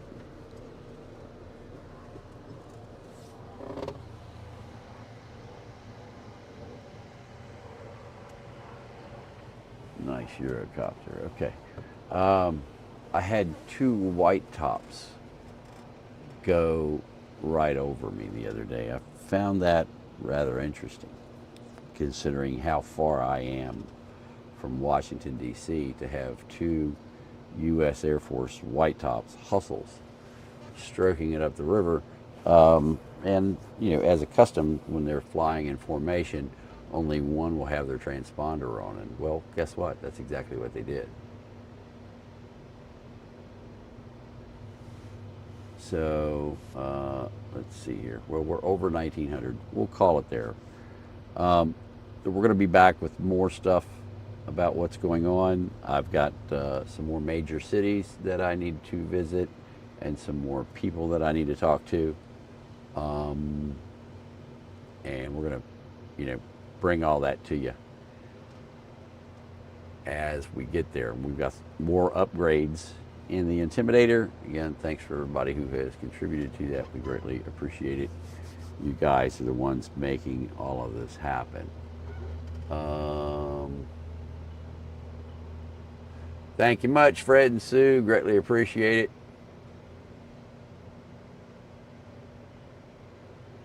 it. I don't really think I want to eat any fish out of this river.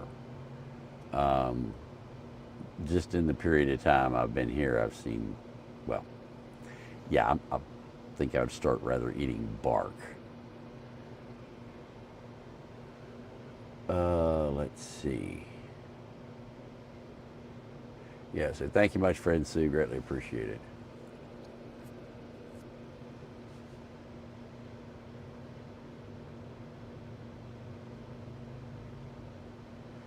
Yeah, no, we're Hey, Lee. Yes, sir. Okay if I try something real quick before we end the stream? Sure. Okay, I'm going to stop the stream from your.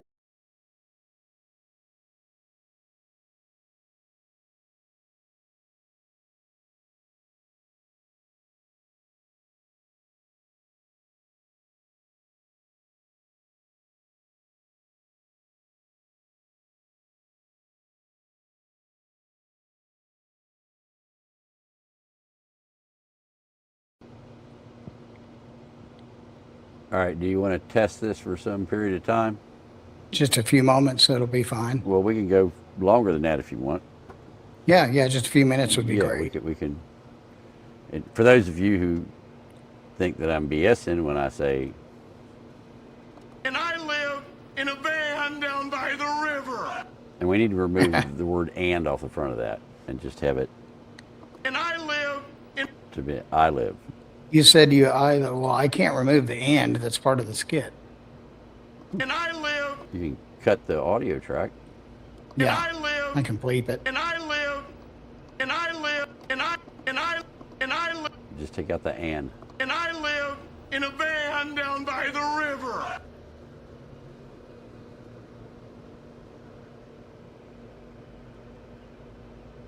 So let's see here.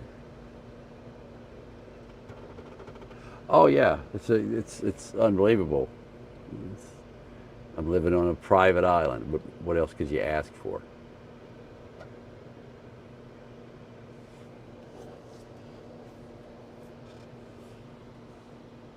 And I live in a van down by the river. I'm just waiting to see if it glitches again after we introduce that new code. Yeah. And they even have running water. I'm not sure I want to get in it, but they do have running water. No, it's better than that, folks. It even comes out of a garden or a hose.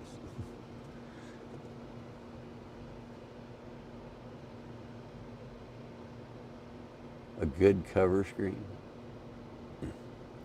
You don't think that's live?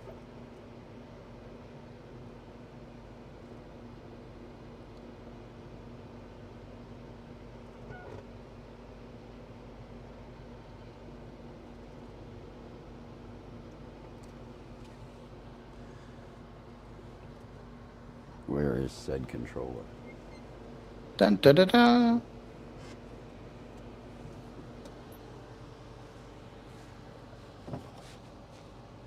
It's most definitely live.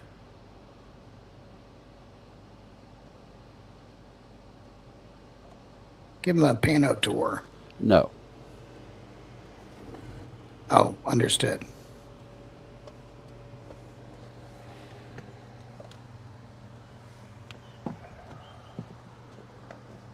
Well, I haven't seen a glitch yet since we changed the code. Hi. Yeah, it's live.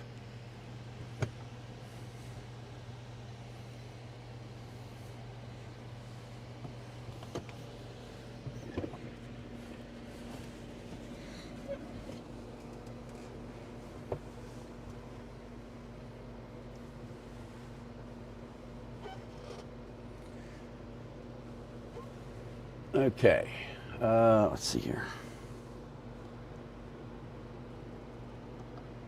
So did it glitch anymore? Well, we're not quite to 2000 yet.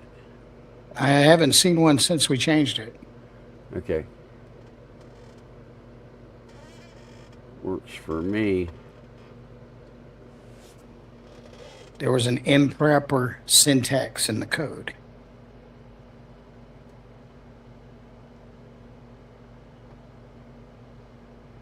If someone doesn't post here, can you still see the 155 who are watching who they are? Just curious. The analytics will let you do a lot of things. I'm not aware of everything that it can do, but it is capable of seeing a lot of things. I think there is a way that you can actually go in and see everybody who is here. I don't do that, but the analytics can.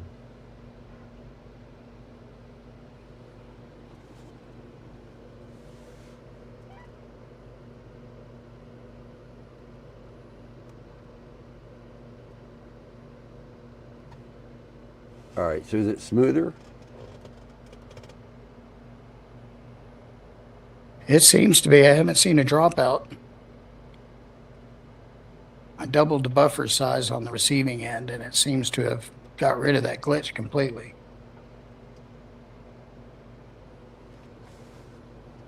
I'm not aware that I'm anywhere near Syracuse or Rochester. So yeah, I haven't even seen them on a road sign.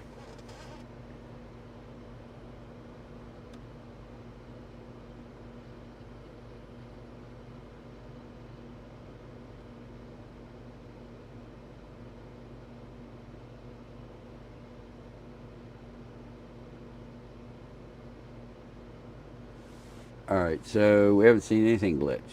That's good. All right, well, we only need 36 more, and it'll be 2K. And then we'll end it, and everybody can come in and go into the chat and see what it says. Because right now we're at 1,946 views. That's going to jump to 2,000, and once it does, we're going to end the stream. And then when we end the stream, we're going to come back into the comments section and say it was 2,000 when the stream ended, and now it's only, and I want you guys to document that in the comments section, if you would, please. Because, well, this has just been happening too long. Average duration is 20 minutes and 4 seconds. We should have huge promotion of this because of, 1, your activity in the chat, 2, the average duration time is 20 minutes. That's 5 times what YouTube considers good. And we've had over 2,000, well, close to 2,000 views. We'll hear in a moment. But the interesting part is what that's going to drop to. I'll do more on Benghazi when more comes out about Benghazi. I have to be very, very careful about what I say. And so I'm just hoping it all comes out. But I've done a couple shows about Benghazi, but again, it was not what everybody was told it was. There was a lot more backstory to it, and you won't believe it. Well, thank you, Todd. Appreciate that. We're at 1970. Are you serious? It's growing that slow. I love how as we get closer to the number of 2,000. Let's see here. Okay, 0. All right, I'm watching that. What's the machine operating at? Oh, I see it up 1,000? No, 7%. 11%. Yeah, it's way better. Yeah, way more better. All right, now let's do a poll for the people in the chat here. Has all, and even the video right now. Let's do it that way. Hold on a second, Ray.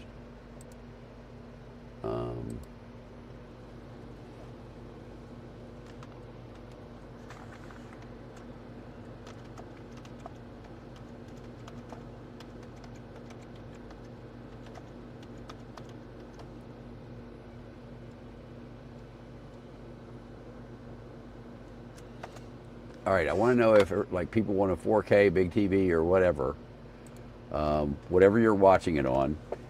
We've got that's a live. Let me change it over here. Transition. Now that's a 4K image there. Is the image perfectly smooth? That is the question. Is it perfectly smooth? Because that's as high of resolution as we're going to send out, and we're going for perfection here. The ability to deep in the woods, I'm able to get a signal out through Racer to you guys.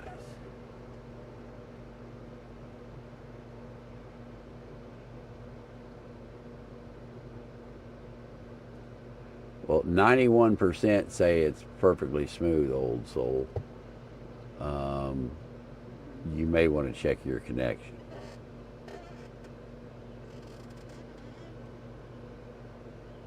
And it hasn't glitched again yet. Yeah, yeah. And every time we do this, we improve it. Racer comes up with something to make it even better. Remember, when we started, we were 1080 part of the time.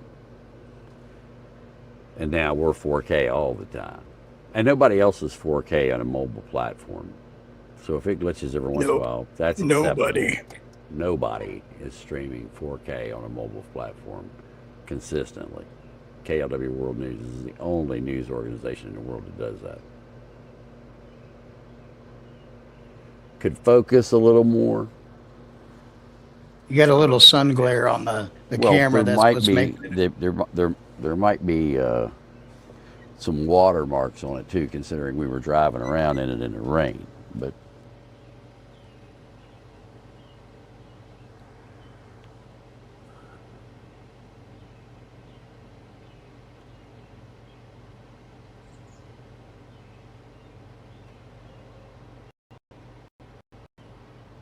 is that more better for you?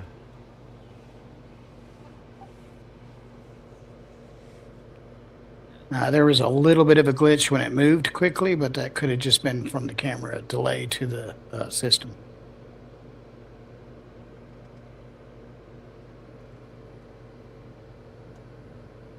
Trying for perfection is very ongoing.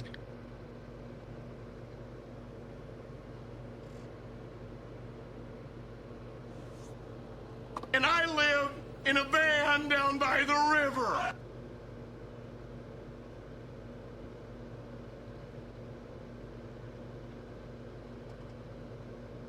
Because remember, the camera image comes to the system on a network.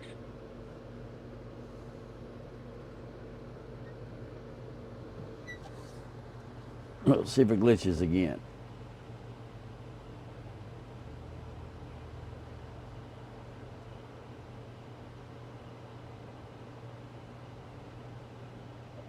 I'm trying to get it perfect for y'all, but we're doing something that nobody else has even attempted.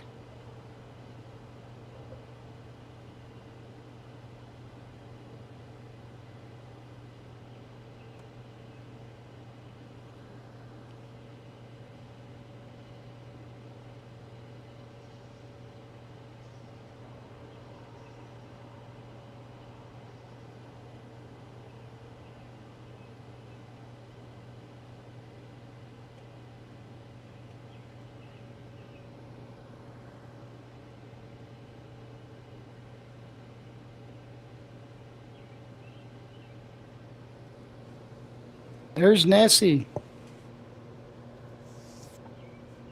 Yeah, there was a little of a glitch when you move real quickly, and I just saw a color bar pop up.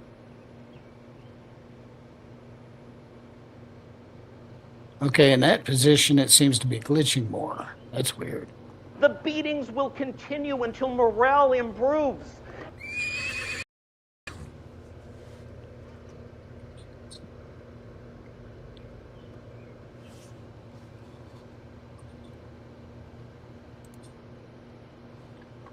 All right, can we do anything? Hold on, let me see something here. So this has nothing, that doesn't matter there, Racer?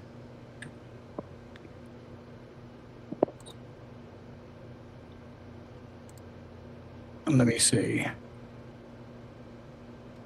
We can make that 5 or 7.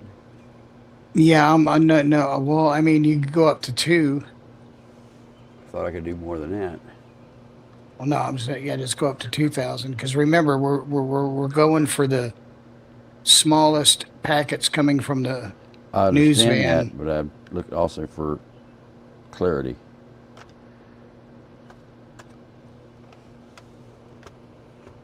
All right, let's see if that changes anything.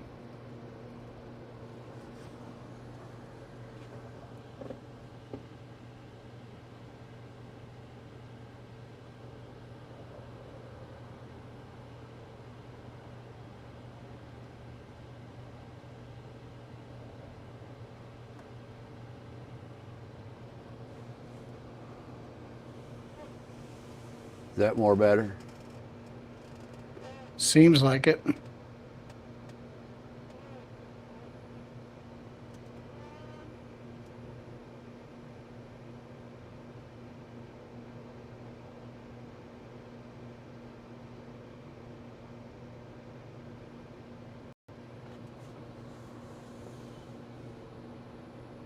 Silence!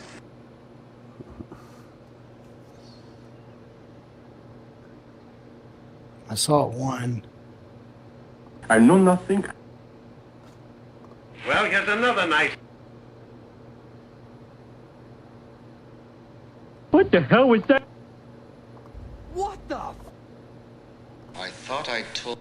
The punishment is death. I wonder why they're shooting at us.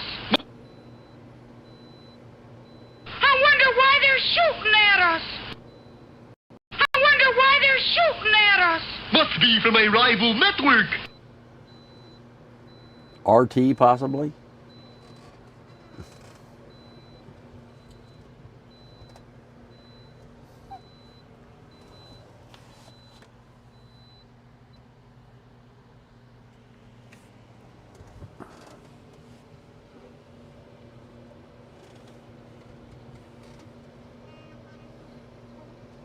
Oh yeah, I got a green canopy everywhere. You can't see through it. Yeah, basically a jungle canopy. That's the one spot I can see out through right there. That's what you got. Okay, we're going to try 1 more before we drive everybody away. Before we what? Let me know when you're ready. We do whatever you want.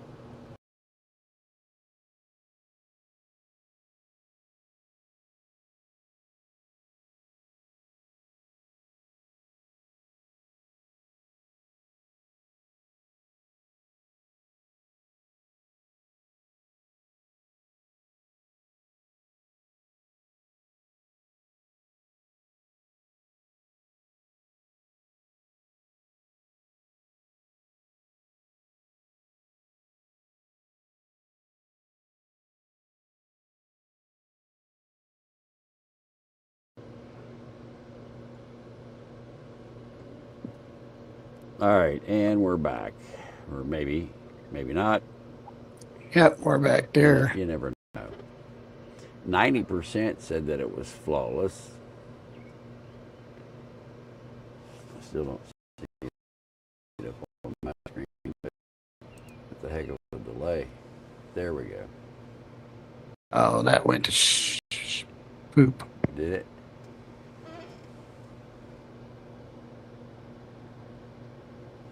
That no working anymore? Now, we'll fix it in just a second.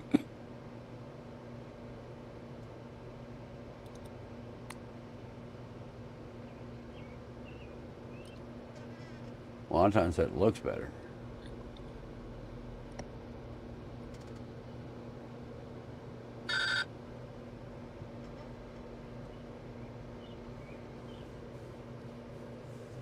Yeah, fix it in just a second.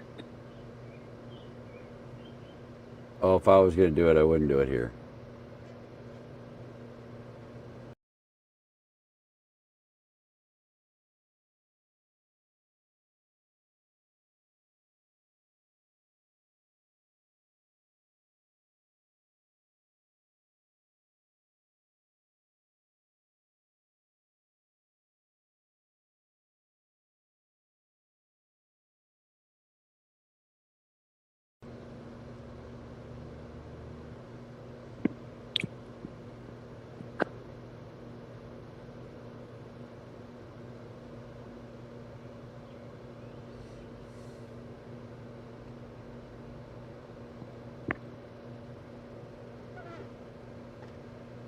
hell of a delay going to YouTube. Well, you just watch, Wade. Hide and watch.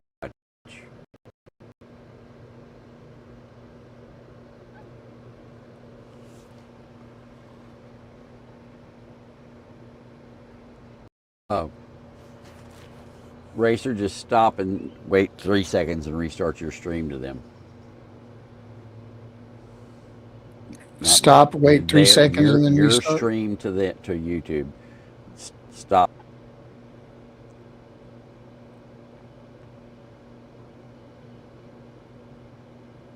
Done.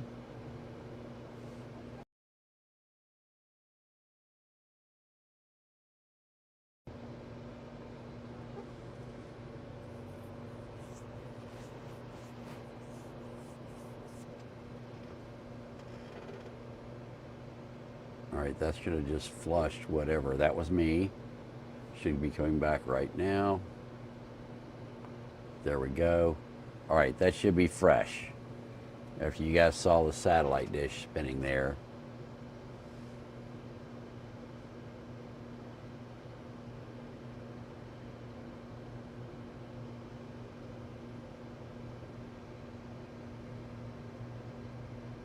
Nope, I haven't done anything to it. That's raw out of the camera.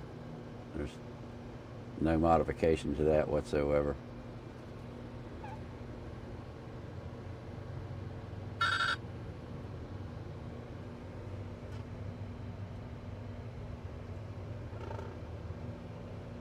All right, any other questions here?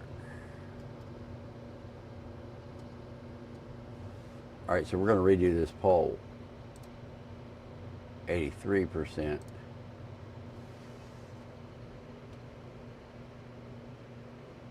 said, is it perfectly smooth?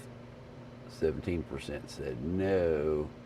Wow, only 54 people voted. Are you guys kidding me? What's the purpose in doing a poll if you can only get about a third of the people to respond?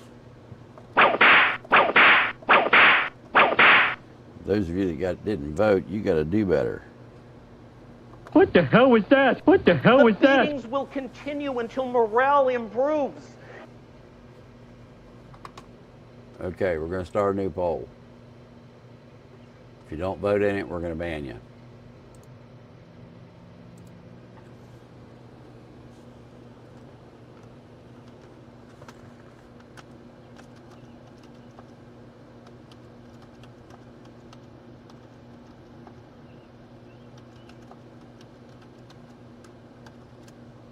And we get a little bit of lens flare off the reflection of the sun off the water. water. I can do something with that here. This is like live.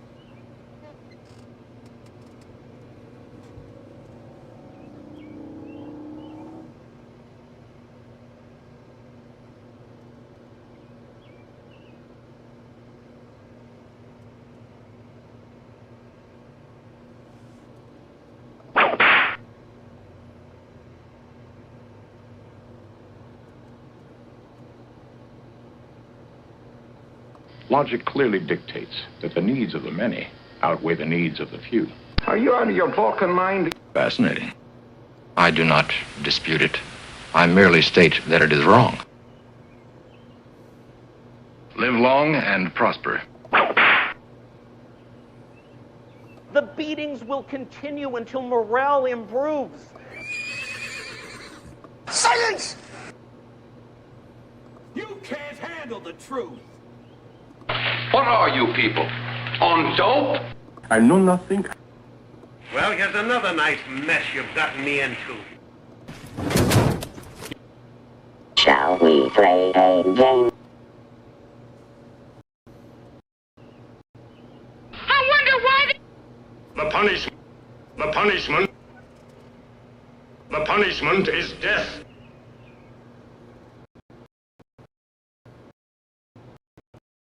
Silence!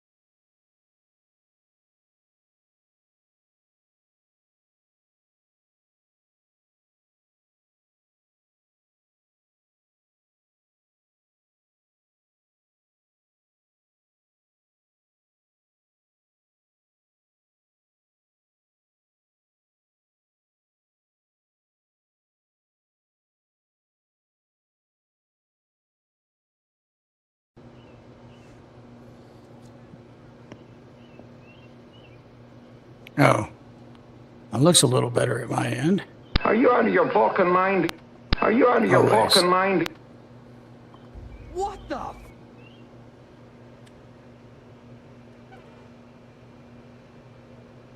Waiting for YouTube to catch up. Yeah, well, you should have it now. You see the video now? We're trying to improve this before your friggin' eyes. What the? I thought I told you never to interrupt me while I'm working. The punishment is death.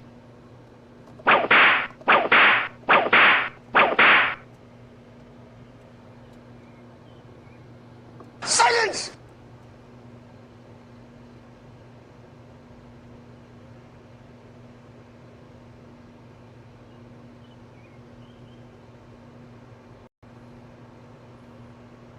All right, is that more better?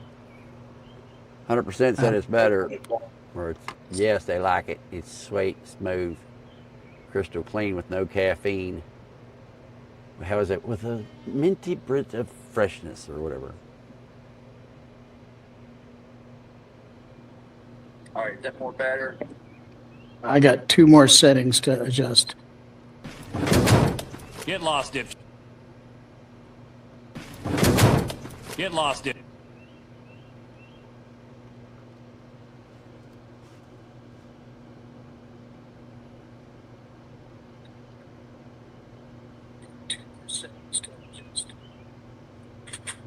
Get lost, dip.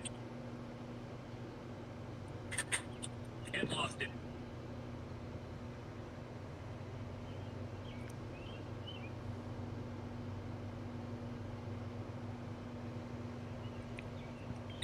Now, we've got some places that we're going to be visiting in the near future. We're not going to tell you where they are, but,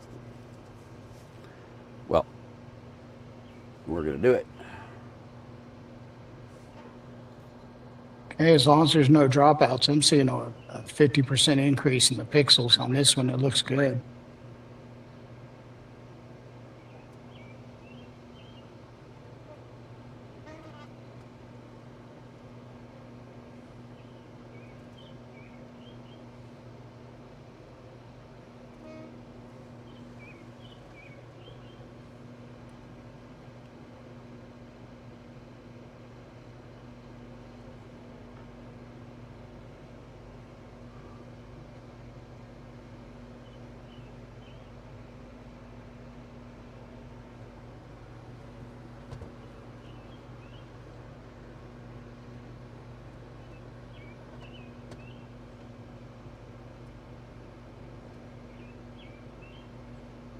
No. How many bullet holes do you have in your house?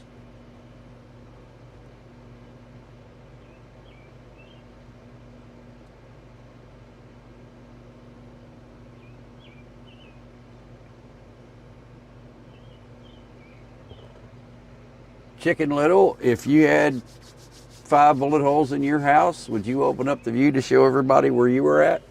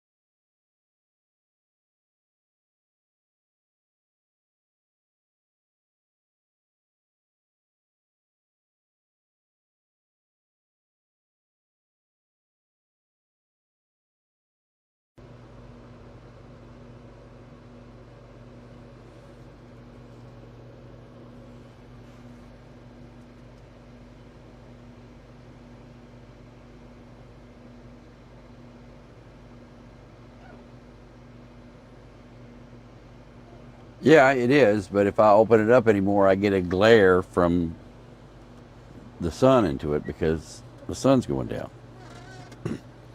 But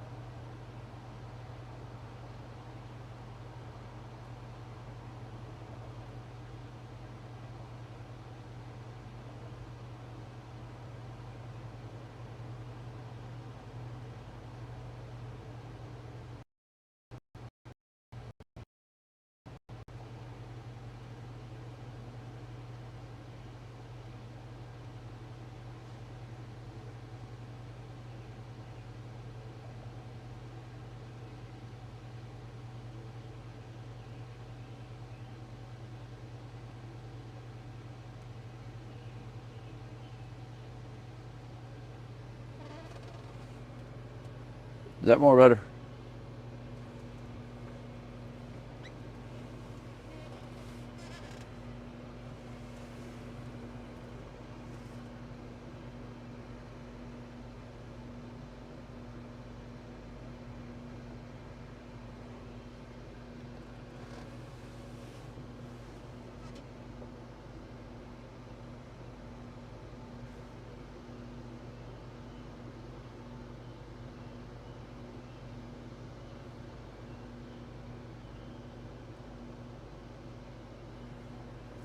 All right, I think that we've already exceeded our 2,000 views. Racer, you got anything else you want to try while we're here? I mean, we can test this as long as you want and use these guys as our guinea pigs.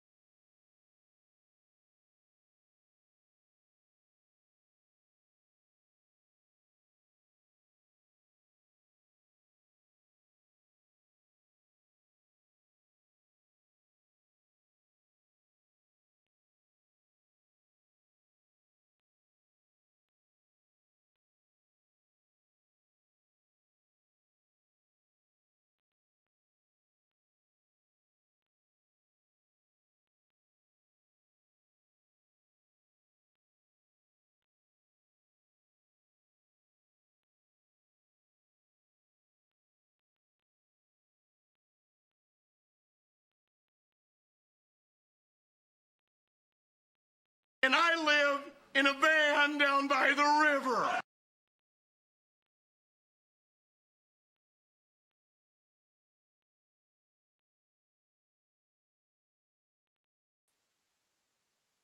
Okay, I think we got it back. No soup for you.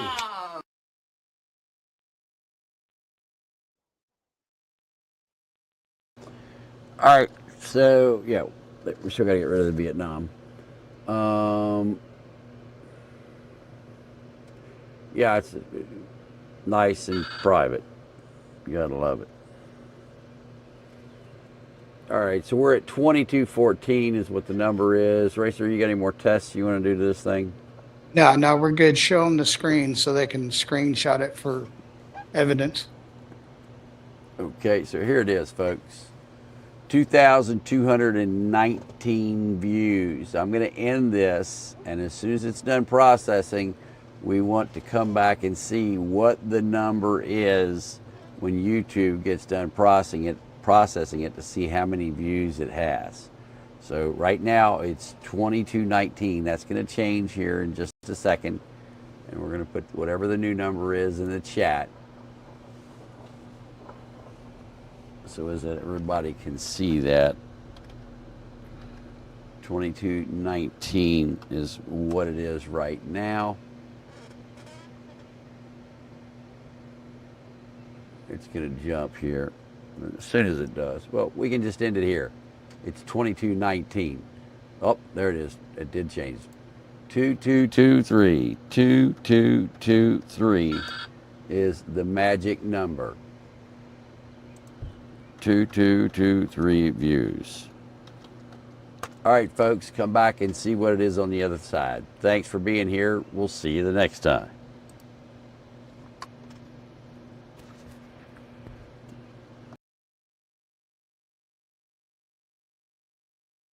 Ready for me to stop?